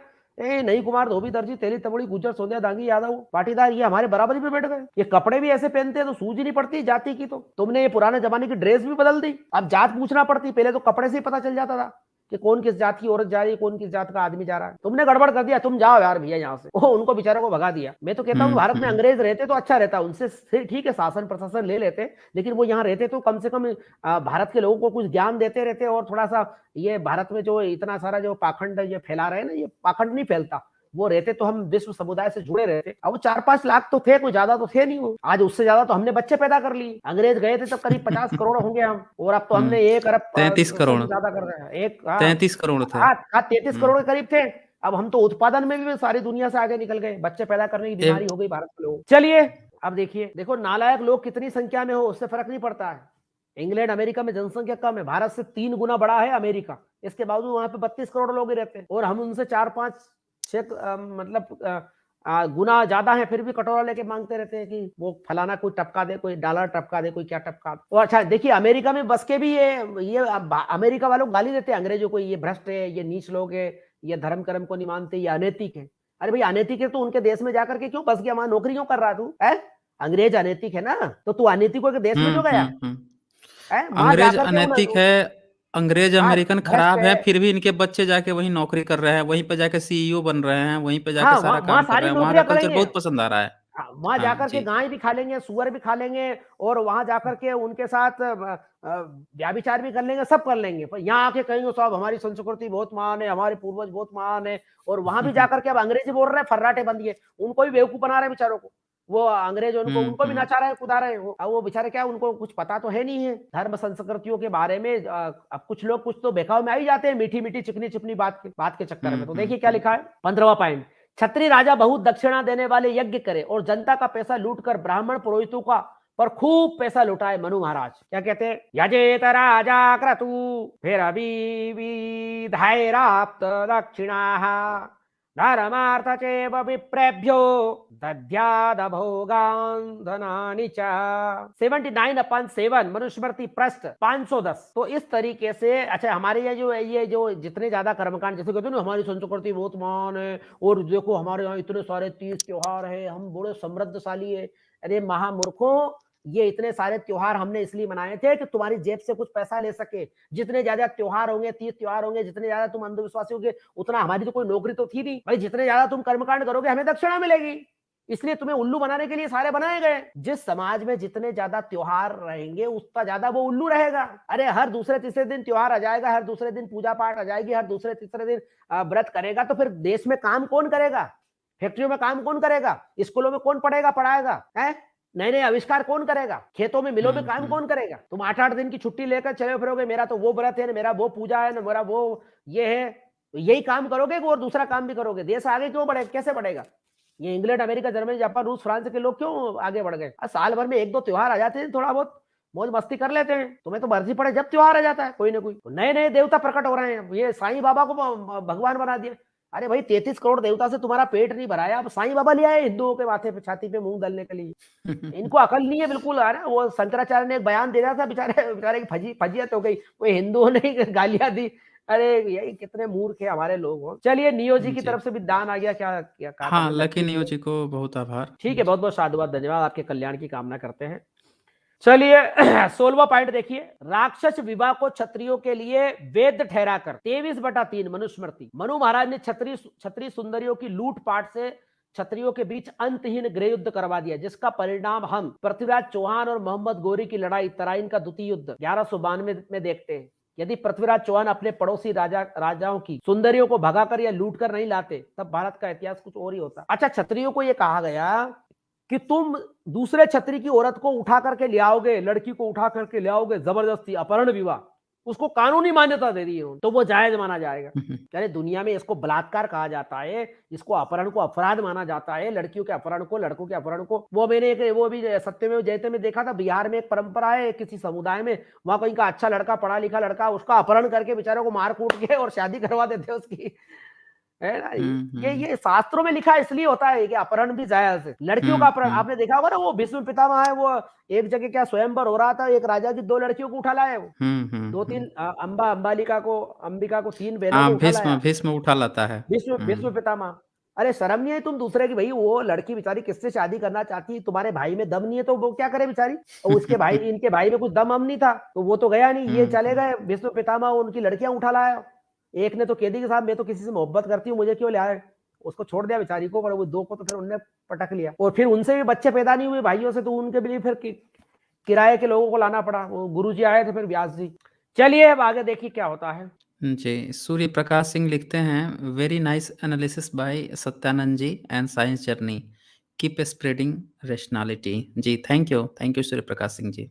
ठीक है, बहुत बहुत साधुवाद, धन्यवाद सिंह साहब आपका। ऐसे ही मानवतावादी बुद्धिवादी लोग आगे आएंगे तो निश्चित ही इस देश में हम एक बहुत बड़ी क्रांति करना चाहते हैं, और सब लोग मिलकर के हम, ये देश हम सबका है, सब समाज का है, और ये हम ये चश्मा हटा दे थोड़ा सा, ये ब्राह्मण क्षत्रिय भेष अगड़ा पिछड़ा इनका, और यथार्थ रूप से हम समझने की कोशिश करें इतिहास को, जो हमारे बाप दादाओं से जो हो गया उसको छुपाए नहीं, उसको देश की जनता को बताएं कि ये हमारे बाप दादाओं ने किए, इसलिए अंग्रेजों के जूते पड़े थे, इसलिए मुसलमानों के जूते खाए हमारे बाप दादाओं ने। और आज भी अगर हम इन जात पात अंधविश्वास और पुरानी फिलॉसफी को मानते रहेंगे तो आने वाले समय में कोई और काका जी आ जाएगा और हमारी छाती में मूंग दलेगा। इसलिए ये जो नालायक लोग कर रहे हैं ना कि भाई, अच्छा अभी कुछ नालायक लोग आकर के कह रहे कि अखंड भारत करेंगे, अभी तो तुम 20 करोड़ मुसलमानों से डर रहे हो। ए महामूर्खो, थोड़ी तो अकल रखो। 20 करोड़ मुसलमान से डर डर के तुम्हें नींद नहीं आ रही है। अब पाकिस्तान के 20 करोड़ मुसलमान आ गए, बांग्लादेश के 20 करोड़ मुसलमान आ गए, कितने हो जाएंगे? 80 करोड़ अफ़गानिस्तान के मुसलमान। 16 करोड़ मुस्लिम, वो अफगानिस्तान अफ़गानिस्तान के के 16 वो करोड़। ले आओ 16 करोड़ सोल मुसलमान। ए भैया, तुम क्या हिंदुओं को जीने दोगे कि नहीं जीने दोगे? अखंड भारत वालों, तुम्हारे हाथ जोड़ू तुम्हारे हाथ जोड़ू भैया। मैं भी पहले अखंड भारत के सपने देखता था, अखंड भारत होना चाहिए। अरे भैया, ये देश की जनता को पूरा पागल बना के छोड़ेंगे। चलिए, अच्छा हमने भागने की प्लानिंग भी कर ली। अब क्या है कि अब जैसे क्या है कि हम अपने भाई भतीजों को अमेरिका, इंग्लैंड, जर्मनी, जापान, रूस, फ्रांस में एडजस्ट कर रहे हैं। भारत की जनता को तो कह रहे हैं कि संस्कृत पढ़ो, प्राचीन संस्कृति को फॉलो करो, और हम फटाफट अंग्रेजी पढ़ के वहां पे शिफ्ट हो रहे हैं। शिफ्ट हो रहे हैं। और दोहरी हमने देखिए, हमने दोहरी नागरिकता ले रखी है, यानी यहाँ से लूट के हाँ, वहां बस जाएंगे, वहां से लूट के यहाँ आ जाएंगे। यहाँ बस जाएँगे। अरे भैया वहाँ हम तो, मानवता का पाठ पढ़ाएँगे, अंग्रेज़ों को और हाँ अमेरिकनों को मानवता और रैशनैलिटी का पाठ पढ़ाएँगे और यहाँ पे नहीं, धार्मिक पाठ पढ़ाएँगे। नहीं वहां जाकर ऋषि के, मुनियों का। क्योंकि हम काले हैं ना, तो उनसे कहेंगे हुँ, नहीं, ये नस्ल भेद गलत है, और यहाँ हम हुँ, हुँ। जातिवाद को फॉलो करेंगे, जातिवाद के, वर्णवाद की हाँ, नहीं, वो हाँ। ऐसा नहीं, ऐसा है, और वर्ण से ये खान पान के नियम और रक्त शुद्धि जरूरी है, हाँ, हाँ। और वहां किसी अंग्रेजन और के इ साथ मतलब रक्त संबंध बना लेंगे, कोई प्रॉब्लम नहीं। हाँ, और यहाँ पे पढ़ाएँगे कि भई जिस बर्तन में वो खाता है, मांस-मछली खाता है, उस बर्तन में हम खाएँगे। ये भेदभाव, ये रोटी-बेटी कैसे होगा? नहीं होगा ये। और हाँ वहाँ नहीं होगा, पे वहाँ वो सूअर और वहाँ बस सूअर सुअर गाय खाते हैं, खा गाय रहा है, खाते हैं, उनके साथ खाना है जब उनके तबीयत से। उनके साथ बैठ के खाएँगे, उनके होटल में खाएँगे, उसमें दिक्कत नहीं है इन्हें। कोई दिक्कत नहीं हमें, क्योंकि हम गिरगट की तरह रंग बदलते हैं। हमारे शास्त्रों में लिखा है आपातकाले धर्म नास्ति। अमेरिका भी चल जाएगा तो आपातकाल हो गया, इंग्लैंड में चल के आपात, भारत में आ जाएंगे तो फिर कुत्ते की पूंछ की तरह फिर वैसे ही हो जाएंगे। अच्छा, चलिए, एआरसी इंडिया लिखते हैं, स्वामी जी ओशो के बारे में आपकी क्या सोच है? एक स्ट्रीम करते हैं ओशो पे, नए भारत की खोज हर भारतीय को पढ़ना चाहिए। ओशो के बहुत अच्छे रैशनलिस्ट विचार है, लेकिन आगे चल के क्या है कि उनको भी मतलब क्या है, थोड़ा आध्यात्म का पुट और ईश्वर आत्मा पुनर्जन्म में उन्होंने भी भटका दिया और आगे चल के उनके चेले चाटी जो जितने भी वो नाचने कूदने में लगे हैं। अरे ओशो के इतने क्रांतिकारी विचार है, उनको सामने लाओ ना, नाचे कूदे क्यों भैया? और वो ध्यान समाधि लगा के बैठा हुआ है। ध्यान समाधि लगाने से क्या हो जाएगा भैया? देश की कौन सी समस्या हल हो जाएगी यार? मैं जी। आध्यात्मिक हूँ ना, मेरा मन को शांति। अरे भैया क्या मन को शांति है? पूरा देश बर्बाद हो रहा है, तेरे को मन की शांति की पड़ी हुई है, हैं? लाखों करोड़ों जी। लोगों की नौकरियां छिन रही है, अर्थव्यवस्था गर्त में जा रही है, ये इसको मन की शांति चाहिए? पूरा देश बर्बाद हो रहा है, मन की शांति चाहिए इसको, है? दलितों आदिवासी पिछड़ों की जमीनें खत्म हो गई पूरी तरह, बेचारों की नौकरियां खत्म हो रही है, और क्या नहीं हो रहा देश में यार? तुम्हें मन की शांति चाहिए है? यहाँ आदमी, मुझे बताइए आपको कि पूरे देश में जो भूखमरी के शिकार हमारे लाखों करोड़ों लोग हैं, इनको मन की शांति चाहिए, ध्यान चाहिए, आध्यात्म चाहिए, या आत्मा परमात्मा की बात करेंगे? आत्मा परमात्मा की बात करो, कभी आदिवासियों के पास बैठे हो? कभी दलितों के मोहल्ले में जाके देखा क्या दुर्दशा है? कभी किसी गांव के स्कूल में जाकर के देखा? आज भी किसी गांव के स्कूल में जाके देखा? हर लड़के के गले में कहीं ना कहीं, लड़के और लड़की गले में तागा है, ये फलाने देवता का है, फलाने देवता का। मैं बीमार हो गई थी, मैं ऐसा हो गया था, तागा कर दिया था, धागा कर दिया। मेरे 2 बकरे की मां ने, 3 बकरे की मां ने, 5 बकरे की मां ने, लड़की की चोटी बड़ी हुई है, लड़के की चोटी बड़ी हुई है। क्या है? पूरे भारत मतलब क्या है, पूरे गांव में जाकर देखो, मतलब क्या है कि पूरा पागलपन का दौर चल रहा है यार। अभी भी देश के हर हर गांव में एक मनोविज्ञान का टीचर चाहिए और एक दार्शनिक चाहिए। मैं भारत सरकार से अपील करूंगा और देश की सरकारों से कि ये 11वीं से मनोविज्ञान पढ़ाना चालू कर दो भैया यार। मनोविज्ञान और ये दर्शन शास्त्र पढ़ाओ इस देश की जनता को। ये तुलनात्मक थोड़ा अध्ययन करेंगे, रेशनलिस्ट ह्यूमनिस्ट बनेंगे, इनको पता चलेगा दुनिया क्या है। चलिए क्या लिखा है, आगे अपन बढ़ते हैं, खत्म करते हैं। 17 आपातकाल, पॉइंट। हाँ, आपातकाल में भी छत्री ब्राह्मण का व्यवसाय नहीं अपना सकता। अगर छत्री कभी पंडित बन जाएगा, ब्राह्मण बन जाएगा, या हमारे जैसा पुरोहित बन जाएगा, ज्ञानी बन जाएगा, विद्वान बन जाएगा, ब्रिलियंट बन जाएगा, वो शास्त्र पढ़ेगा, तो वो पढ़ लेगा कि यार ये तो गड़बड़ कर ही रहे, मेरे बाप दादा के बारे में तुमने ऐसा लिखा। वो रामचंद्र जी की माता जी और रामचंद्र जी बारात लेकर के जब वो आते ना अयोध्या में, तो तुलसीदास जी महाराज क्या लिखते हैं कि भूसुर भीर दे कि सब रानी, सादर उठी भाग्य बढ़ जानी, पाय पखारी सकल अनवाए, पूजी भली विधि भूप जिवाए। रामचंद्र जी की माताओं ने ब्राह्मणों की भीड़ देख करके अपना अहो भाग्य समझा और उनको निलाया धुलाया और फिर भोजन करवाया। अरे रामचंद्र जी के महल में क्या नाइयों की कमी थी, या नावण की कमी थी, या वह निलाने वालों की कमी थी जो रामचंद्र जी की माता जी ब्राह्मणों को निलाएगी? लिखते हुए शर्म नहीं आई? ये सब जो छत्री पढ़ेंगे ना, जब ये थोड़ा बहुत अकलमंद होंगे तो सूझ पड़ जाएगी ये क्या लिखा है तुमने। वो तुलसीदास जी ने लिखा ना, वो रामचरित मानस के लास्ट में लिखा उन्होंने कि ध्वजद्रोही न सुनाए कबहु, सुरपति सरिस हो या नृप जबहु। इस रामचरित मानस को ध्वजद्रोही छत्री, अगर वो इंद्र के समान छत्री हो तो भी मत पढ़ा जो, क्योंकि छत्री ने अगर पढ़ लिया कि यार ये तो पूरा मतलब पूरा ब्राह्मणों की महिमा गाई गई, हमें तो जूते में बिठा दिया इन्होंने, तो झगड़ा चालू हो जाएगा, देश में क्रांति हो जाएगी।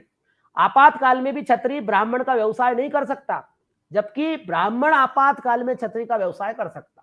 यानी छत्री को लगे कि मैं पुरोहित बन जाऊं, मैं पंडित बन जाऊं, मैं ज्ञानी बन जाऊं, मैं विद्वान बन जाऊं, ब्रिलियंट बन जाऊं, वक्ता बन जाऊं, व्यास गादी पर बैठ करके प्रवचन करूं, तो उसको अधिकार ही नहीं। और छत्री भी स्वीकार करते हैं, हाँ साहब हमें पंडित बनने का अधिकार नहीं। अरे भाई तू मंदिर बना सकता है बड़े बड़े, जब राम को हम छत्री मानते हैं, कृष्ण को छत्री मानते हैं, तो पूजा भी तू ही कर लेना, एक लड़के को पढ़ा दे थोड़ा संस्कृत और उसको पंडित बना दे, क्या दिक्कत है? नहीं हमारे अधिकार नहीं है। तुम्हें अधिकार नहीं, बस गुलामी करने का अधिकार है। चलिए क्या लिखा है, छत्री सब प्रकार से असमर्थ होता हुआ भी कृषि और गो रक्षा कर्म से जीविका चलाए। अगर छत्री सब प्रकार से असमर्थ होता हुआ भी इसी कृषि और गोरक्ष कर्म से जीविका चलाए, यानी बनिया की जीविका अपना ले वो, किंतु कभी अपने उच्च वर्ण ब्राह्मण की वृत्ति या व्यवसाय को ग्रहण ना करे। 95/10 मनुस्मृति 866। देखिए, जीवे देतेन राजन्यः सर्वेणाप्य नयम गतः नात्वेवं जायसी वृत्तिम अभिमन्येत करही चित्त। 95/10 मनुस्मृति में लिखा हुआ है। छत्री पढ़ सकता है मगर गुरु बनकर ज्ञान नहीं बांट सकता। मनु महाराज 216/2। आप कहोगे कि साहब वो विश्वामित्र जी थे, अरे उनको भी ब्राह्मण बनने में कितना पसीना आया था, गुरु बनने में। छत्रियों को भी हम नहीं चाहते कि वो गुरु बन जाए, गड़बड़ हो जाएगी। चलो आगे निकालिए थोड़ा सा। आज बहुत सारे छत्री प्रोफेसर हैं, फिर भी वो मनुवाद को लागू करना चाहते हैं। मनुवाद तो किसी छत्री को मास्टर बनाने के लिए तैयार नहीं है। मनुवाद तो ये कहता है आप तो मास्टर भी नहीं बन सकते, शास्त्रों में लिखा है क्षत्रिय का लड़का कोई मास्टर नहीं बन सकता, बनिया का लड़का मास्टर नहीं बन सकता, प्रोफेसर नहीं बन सकता, कायस्थ भी नहीं बन सकता। यदि क्षत्रिय ध्वज बनकर ज्ञान विज्ञान बांटने लग गया तो बुद्ध महावीर नानक की तरह तब धर्म ब्राह्मणों का वर्चस्व नष्ट हो जाएगा। चलिए थोड़ा सा ऊपर करिए। यदि क्षत्रिय विद्वान बनकर ज्ञान विज्ञान बांटने लगा बुद्ध नानक महावीर नानक की तरह तब धर्म है ना ब्राह्मणों का वर्चस्व नष्ट हो जाएगा। हमारा ब्राह्मण धर्म बड़ा अजीब है, लोगों के पढ़ने लिखने से बहुत जल्दी नष्ट हो जाता है, इसलिए हम पढ़ने पर नहीं अंधभक्ति पर ज्यादा जोर देते हैं। चेले चेली जितने ज्यादा अनपढ़ अंधविश्वासी रहेंगे उतना ही हमारा व्यवसाय फलेगा फूलेगा। अच्छा आप देखिए हमारे देश में 1000 साल से मुसलमान रह रहे हैं, मुसलमान का एक छोटा सा गांव है, वहां छोटी सी मस्जिद रहेगी और उनका जो मुल्ला मौलवी रहता है वो 5 वक्त की नमाज के साथ बच्चों को पढ़ाता है। अरे भाई उसी से प्रेरणा लेकर के ये रामायण गीता वेद पुराण मनुस्मृति वगैरह ये सब पढ़ाओ ना। और अब ये पढ़ लेंगे हिंदू लोग तो ये हमारा भंडा फूट जाएगा। इसलिए हमने कहा कि नाचो नाचो, बस हमारे प्रवचनों में नाचो, हरि भजले हरि भजले हरि भजने का मौका है और हमें हरे हरे नोट गिनने का मौका है। हमें तरमाल खिलाओ, बेहतरीन पैसा दो, तुम नाचो, तुम नाचने के लिए पैदा हुए हो, तुम्हें ज्ञान कभी नहीं देंगे, तुम ज्ञानी बन जाओगे। इस देश की जनता अगर ज्ञानी बन गई तो हमारा वर्चस्व खत्म हो जाएगा। सज्जनों हमने क्षत्रियों को मूर्ख बनाया, हमने ब्राह्मणों को मूर्ख बनाया, हमने वेश्यों को मूर्ख बनाया, हमने कायस्थों को मूर्ख बनाया, पूरे देश की जनता को मूर्ख बनाया। पहले ही बनाया था, अब भी बना रहे, आगे भी बनाएंगे, क्योंकि मूर्ख बना करके ही हमारा वर्चस्व बना रह सकता है। मुझे तो पता नहीं ना जाने कब ये देश की जनता जागेगी। हर मतलब कोई आदमी को कुछ समझ में ही नहीं आता है, पढ़ा लिखा आदमी एमएससी बीएससी पीएचडी हो जाता है, वो भी नालायक है, अब क्या करे, किसको समझा। वो एक मजिस्ट्रेट बोल रहा था कि वो मोर नहीं है ना, वो शारीरिक क्रिया से बच्चा पैदा नहीं करते, आंसू पीने से हो जाता है। यहाँ इतने तो पागल लोग रहते हैं। पढ़ा लिखा इंजीनियर रहता है, वो काली हंडी टांगता अपने मकान पर कि मेरे मकान को नजर नहीं लग जाए। यहाँ पढ़े लिखे आईएएस, हाँ आईएएस और आईपीएस जो हैं वो बोल रहे हैं कि सूर्य जो है ओम की आवाज आती है, पूजा पाठ करते हैं आधे घंटे ओम की आवाज आती है सूर्य से ऐसे। हाँ तो अब क्या करें, इतने पढ़े लिखे होकर के भी तो मूर्ख हैं। तो बड़ा दुख होता है। देश और दुनिया की जनता, देखिए थोड़ा मैं अपने प्रवचन को खत्म करता हूँ। उपयुक्त शोध से स्पष्ट है कि भोले भाले क्षत्रियों को विश्व विजेता बनने की प्रेरणा देने की बजाय महर्षि मनु ने जाति वर्ण छुआछूत खान पान या शुद्धि अशुद्धि या वर्ण संकरता के भय की जंजीरों में जकड़ दिया और इसी ऊंच नीच की रक्षा करना ही क्षत्रिय का धार्मिक सैनिक कर्तव्य धर्म या कर्तव्य बता दिया। उन्हें अधिक से अधिक दान देने और युद्ध में मौत को गले लगाने को प्रेरित किया गया। नियोग प्रथा में क्षत्रिय सुंदरियों का सदियों तक धर्म और अच्छी संतान पैदा करने की आड़ में यौन शोषण का ब्राह्मण देवताओं का ठेका मनु महाराज ने दे दिया। मनु की दृष्टि में क्षत्रिय ब्राह्मणवाद यानी वर्ण अव्यवस्था का मानसिक गुलाम है। अच्छा मैं वर्ण व्यवस्था नहीं बोलता हूं, वर्ण अव्यवस्था का मानसिक गुलाम है। चलिए थोड़ा और ऊपर कर दीजिए। मनु की दृष्टि में क्षत्रिय ब्राह्मणवाद अर्थात वर्ण अव्यवस्था, ब्राह्मणवाद का मतलब ब्राह्मण जाति से नहीं है, ब्राह्मणवाद का मतलब हम ब्राह्मण विरोधी नहीं है, ब्राह्मण जाति के विरोधी नहीं है।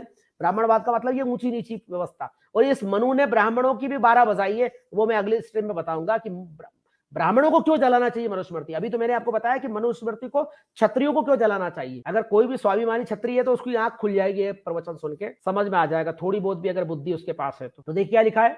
मनु की दृष्टि में क्षत्रिय ब्राह्मणवाद यानी वर्ण अव्यवस्था का मानसिक गुलाम सैनिक है, जिसे वेश्य व्यापारी शूद्र ओबीसी और अंत्यज एससी एसटी और स्त्रियों को ब्राह्मणवाद का गुलाम बनाए रखने का ठेका मिला है। जिस दिन क्षत्रिय ब्राह्मणवाद की गुलामी से आजाद हो जाएगा उसी दिन उसे नास्तिक देशद्रोही धर्मद्रोही या वाममार्गी वामपंथी घोषित कर मार दिया जाएगा, जैसे इतिहास में कई बार क्षत्रियों का बड़े पैमाने पर नरसंहार किया गया था। बस खत्म करते हैं अपन। आज हम हिंदुओं को अपने इतिहास से सबक सीखना चाहिए। आज मनु या मनुस्मृति की लिपापोती या जय जयकार करने की बजाय मनुवाद से मुक्त होकर हम एक ऐसे हिंदू समाज की रचना करें जो जाति वर्ण के जहर से मुक्त हो, जिसमें सभी को इंसान मानकर उन्नति के समान अवसर, समानता, स्वतंत्रता, बंधुत्व, न्याय का अंतर जाति व्यवसाय रोटी बेटी व्यवहार किया जाए। तो सज्जनों मेरा तो एक ही नारा है कि एक वर्ण एक समाज हिंदू त्यागो जातिवाद। ये लिखा है मैंने कि एक वर्ण एक समाज और हिंदू त्यागो जातिवाद। अभी 25 दिसंबर को मनुस्मृति दहन दिवस है। पूरे देश में कुछ लोग मनुस्मृति को जलाएंगे और कुछ लोग मनु प्रतिष्ठा समारोह मनाएंगे। हमारे आर्य समाजी भाइयों ने अब नया बखेड़ा चालू किया है कि नहीं मनु बहुत अच्छा था, नई व्याख्या करके और मनु प्रतिष्ठा समारोह बना रहे कि शूद्रों के लिए उन्होंने इतनी अच्छी बातें कही और स्त्रियों के लिए इतनी अच्छी बातें कही। अरे जब क्षत्रियों को नहीं छोड़ा, विचारों को, ब्राह्मणों को नहीं छोड़ा, तो वो दलितों आदिवासी पिछड़ों का क्या उद्धार करेंगे? तो बहुत-बहुत साधुवाद, धन्यवाद सज्जनों। जिन लोगों ने दान दिया उनका भी धन्यवाद, जिन्होंने ना दिया उनका भी धन्यवाद और सभी लोगों ने कमेंट किया। हाँ, जिनके कुछ प्रश्न उत्तर हो तो वो प्रश्न हो तो बता दीजिए। मैं अपनी बात खत्म करता हूँ। संजय जी मेरा प्रवचन खत्म हो गया, अब अपनी बात रखिए आप। स्वागत है। जी, जी। बहुत-बहुत आभार स्वामी जी, आपने पूरी तरह से जो पत्ता था क्षत्रिय वाला वो खोल दिया है और जिन लोगों को भी डाउट था कि मनुस्मृति सिर्फ़ शूद्रों के लिए, अंत्यजों के लिए लिखी गई है, वो डाउट दूर भी हो गया होगा। मैं चाहता हूँ कि इस जो आज का जो प्रवचन है या आज का जो वीडियो है, इसको ज़्यादा से ज़्यादा शेयर करें सभी लोग। वो तमाम लोग जो अपने को फर्जी क्षत्रिय बने घूम रहे हैं, उन तक ज़रूर पहुँचाएँ, ताकि उनको भी पता चले कि क्षत्रिय वास्तव में है क्या? वो जो सोच रहे हैं ना, जो ख़्याली पुलाव पका के जो सोच रहे हैं कि ख़्याली पुलाव पका के हम बहुत बड़े ऊँचे बने जा रहे हैं, वो जो भ्रम है, वो उनका टूटना या दूर होना ज़रूरी है। और ये हम लोगों का कर्तव्य है, ये हम लोगों का दायित्व भी है कि अगर कोई हमारा भाई-बंधु अगर भटक रहा है, ख़्याली पुलाव में खो रहा है, स्वप्न खड़े-खड़े स्वप्न देख रहा है, दूर के ढोल सुहावने के सपने देख रहा है, तो उसको जो वास्तविकता है, उससे अवगत कराया जाए। तो इसलिए आज का जो वीडियो है ये काफ़ी स्पेशल है और नेक्स्ट वीडियो भी हम लोग करने वाले हैं। आप सभी को पता होगा 25 दिसंबर को बाबा साहब ने मनुस्मृति 1927 में जलाई थी और क्यों जलाई थी ये आप सभी को पता ही है। तो इसीलिए अभी तक हम लोग शूद्र के हिसाब से देख रहे थे। आज का पोर्शन हमने क्षत्रिय के हिसाब से देखा। नेक्स्ट जो ट्यूसडे हमारा स्पेशल होगा सेशन उसमें हम देखेंगे कि कैसे ब्राह्मणों के लिए भी मनुस्मृति जो है उनके लिए भी हानिकारक है। अगर एक ब्राह्मण भी अगर तार्किक रेशनल दृष्टि से अगर मनुस्मृति को देखता है, तो उसे भी लगेगा कि मनुस्मृति को आज ही जला देना चाहिए। ये तो मेरे लिए भी नहीं है, इसने तो हमें आतंकवादी बना दिया है, हमें मूर्ख बना रखा है। मनु ने हमें बेवकूफ़ बना दिया, ठेंगा पकड़ा दिया हमें। तो इसीलिए वो चीज़ हम लोग नेक्स्ट ट्यूसडे को देखने वाले हैं और अगर किसी साथी का कोई प्रश्न हो, तो वो आप लोग रख सकते हैं चैट बॉक्स में, उसका समाधान भी स्वामी जी यहाँ पे देंगे। यहाँ पे आलम अच्छा यहाँ पे आलम आलम प्रभु वातांबे लिखते हैं, जय भीम सर। जी, जी, जय भीम आपको। जय भीम। बहुत-बहुत साधुवाद, धन्यवाद आपके सहयोग के लिए। और अगर किसी साथी का प्रश्न हो तो आप लोग रख सकते हैं। अ, तो स्वामी जी कुल मिला के मनुस्मृति जो है इसमें जो चर्चा आती है अंत्यजों की काफ़ी कम चर्चा आती है। ज़्यादातर जो वर्ण व्यवस्था के 4 सेक्शन हैं, इनकी चर्चा आती है। लेकिन अत्याचार सबसे ज़्यादा अंत्यजों पे हुआ है, इसका मुख्य कारण क्या रहा होगा? नहीं, देखिए अंत्यज तो उस ज़माने में व्यवस्था के पूरे बाहर थे। जो शूद्र लोग थे वो ब्राह्मण, क्षत्रिय, वैश्य के गुलाम थे, ओबीसी के लोग। आज भी देखा होगा कि हुँ, ओबीसी के लोग सबसे ज़्यादा गुलाम रहते हैं और वो राजनीतिक, धार्मिक, आर्थिक हर प्रकार से मतलब ओबीसी के लोगों को मूर्ख बनाने में आप उनको मुसलमानों के खिलाफ भड़का दो, इधर एससी-एसटी के खिलाफ भड़का दो और वो इसी में लगे हुए बेचारे। उनके सारा हुँ, शासन हुँ। प्रशासन पे हमने कब्ज़ा कर लिया। अभी अभी ओबीसी के लोगों को पता ही नहीं कि दिल्ली यूनिवर्सिटी में जेएनयू में क्या हुआ।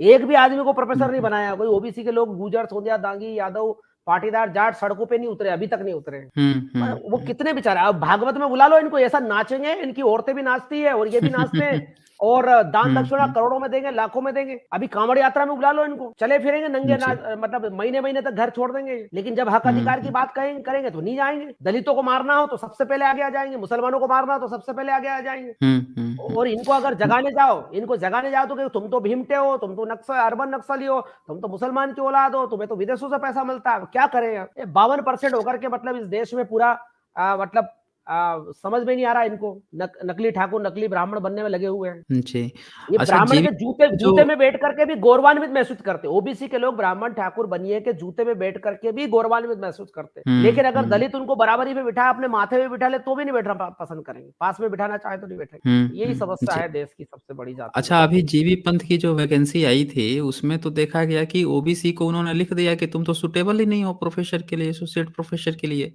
अरे भाई और असिस्टेंट प्रोफ़ेसर के शूद्र तो लिए। बन ही नहीं सकता। जब क्षत्रिय प्रोफेसर नहीं बनाएँगे हम क्षत्रिय मनुस्मृति में लिखा ना कि क्षत्रिय और बनिया हुँ, भी हुँ। गुरु नहीं बन सकता। तो ये ओबीसी किस खेत की बनी? ये तो शूद्र है।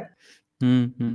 हाँ, वो तो है ना। पब्लिक को जो भी पिछड़े वर्ग से लोग हैं, ये चीज़ इन लोगों को समझना ज़रूरी है और जब तक आप ये बात समझेंगे नहीं ना, आप रिप्रेजेंटेशन देखो ना अपना। ये लोग अरे रिज़र्वेशन, इनको इतना रिज़र्वेशन बोल रहे इन हैं, मैं तो इनको इतना मो रिप्रेजेंटेशन की बात करता हूँ।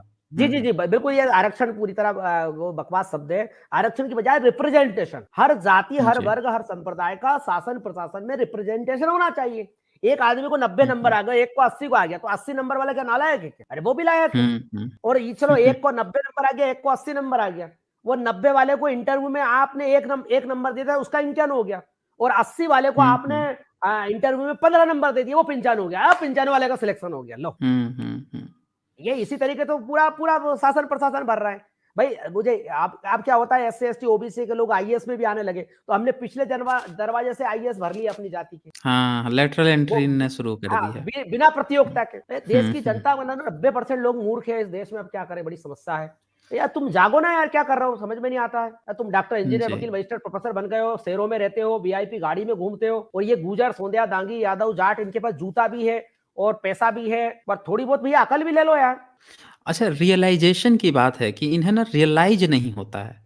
इन्हें कोई चीज़ जो है रियलाइज़ नहीं होती है कि ये क कैसे गलत हैं या गलत सोच रहे हैं, या जो दूसरे सोच रहे हैं क्या पता वो सही सोच रहे हों, ये रियलाइज़ नहीं करना चाहते हैं। ये इनकी एक नहीं, सबसे बड़ी दिक्कत है। उसके पीछे क्या है, देखिए हम जो बताते हैं, टीवी पे कब्जा हमारा है, शासन प्रशासन पे हुँ, हमारा हुँ, हुँ। कब्जा है, पत्रकारिता पे हमारा कब्जा है। हम जो लेख लिखेंगे ओबीसी की मानसिकता वही बनेगी, संगठन सारे हमारे हैं। हुँ, हुँ, बौद्धिक हुँ। प्रमुख हमें इसको इसको शारीरिक प्रमुख बना रखा है, ओबीसी के आदमी को लट पकड़ा रखा है, और उपदेश देने के लिए हम आ जाते हैं। देश खतरे में है, मुसलमान खा जाएंगे, 20 साल बाद उनका राज आ जाएगा, तुम्हारी औरत उठा ले जाएगा। ये तो समझ में आता है, लेकिन जेएनयू में हमारी नौकरियां अभी खा रहे हैं, वो समझ में नहीं हुँ, हुँ, आता है। हुँ। पूरे नहीं देश में आता हमारी है। नौकरियों को खा रहे हैं, वो समझ में नहीं आता है। ये समझ में आता है 20 साल बाद मुसलमान।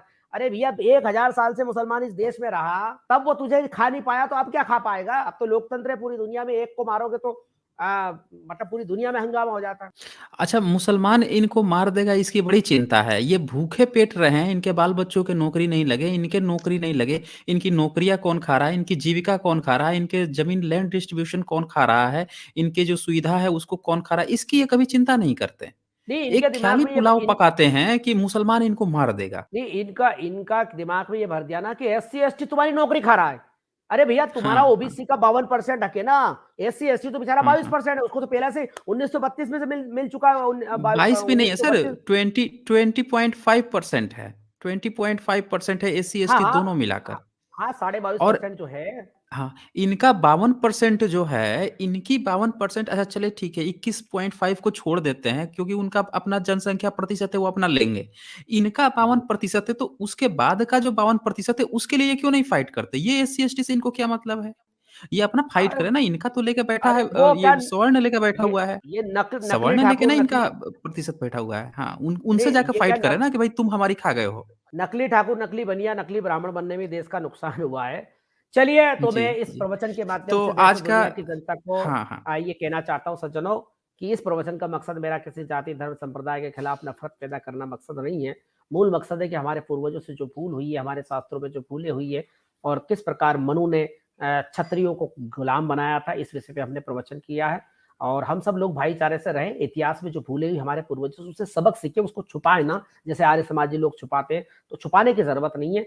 और दूसरा मैं ये कहना चाहता हूँ कि अगली स्ट्रीम जो हमारी होगी, कि ब्राह्मणों को किस प्रकार मूर्ख बनाया, तो उसपे भी हम लोग आपको पूरा बताएँगे। हाँ? जी, जी, जी। ओके।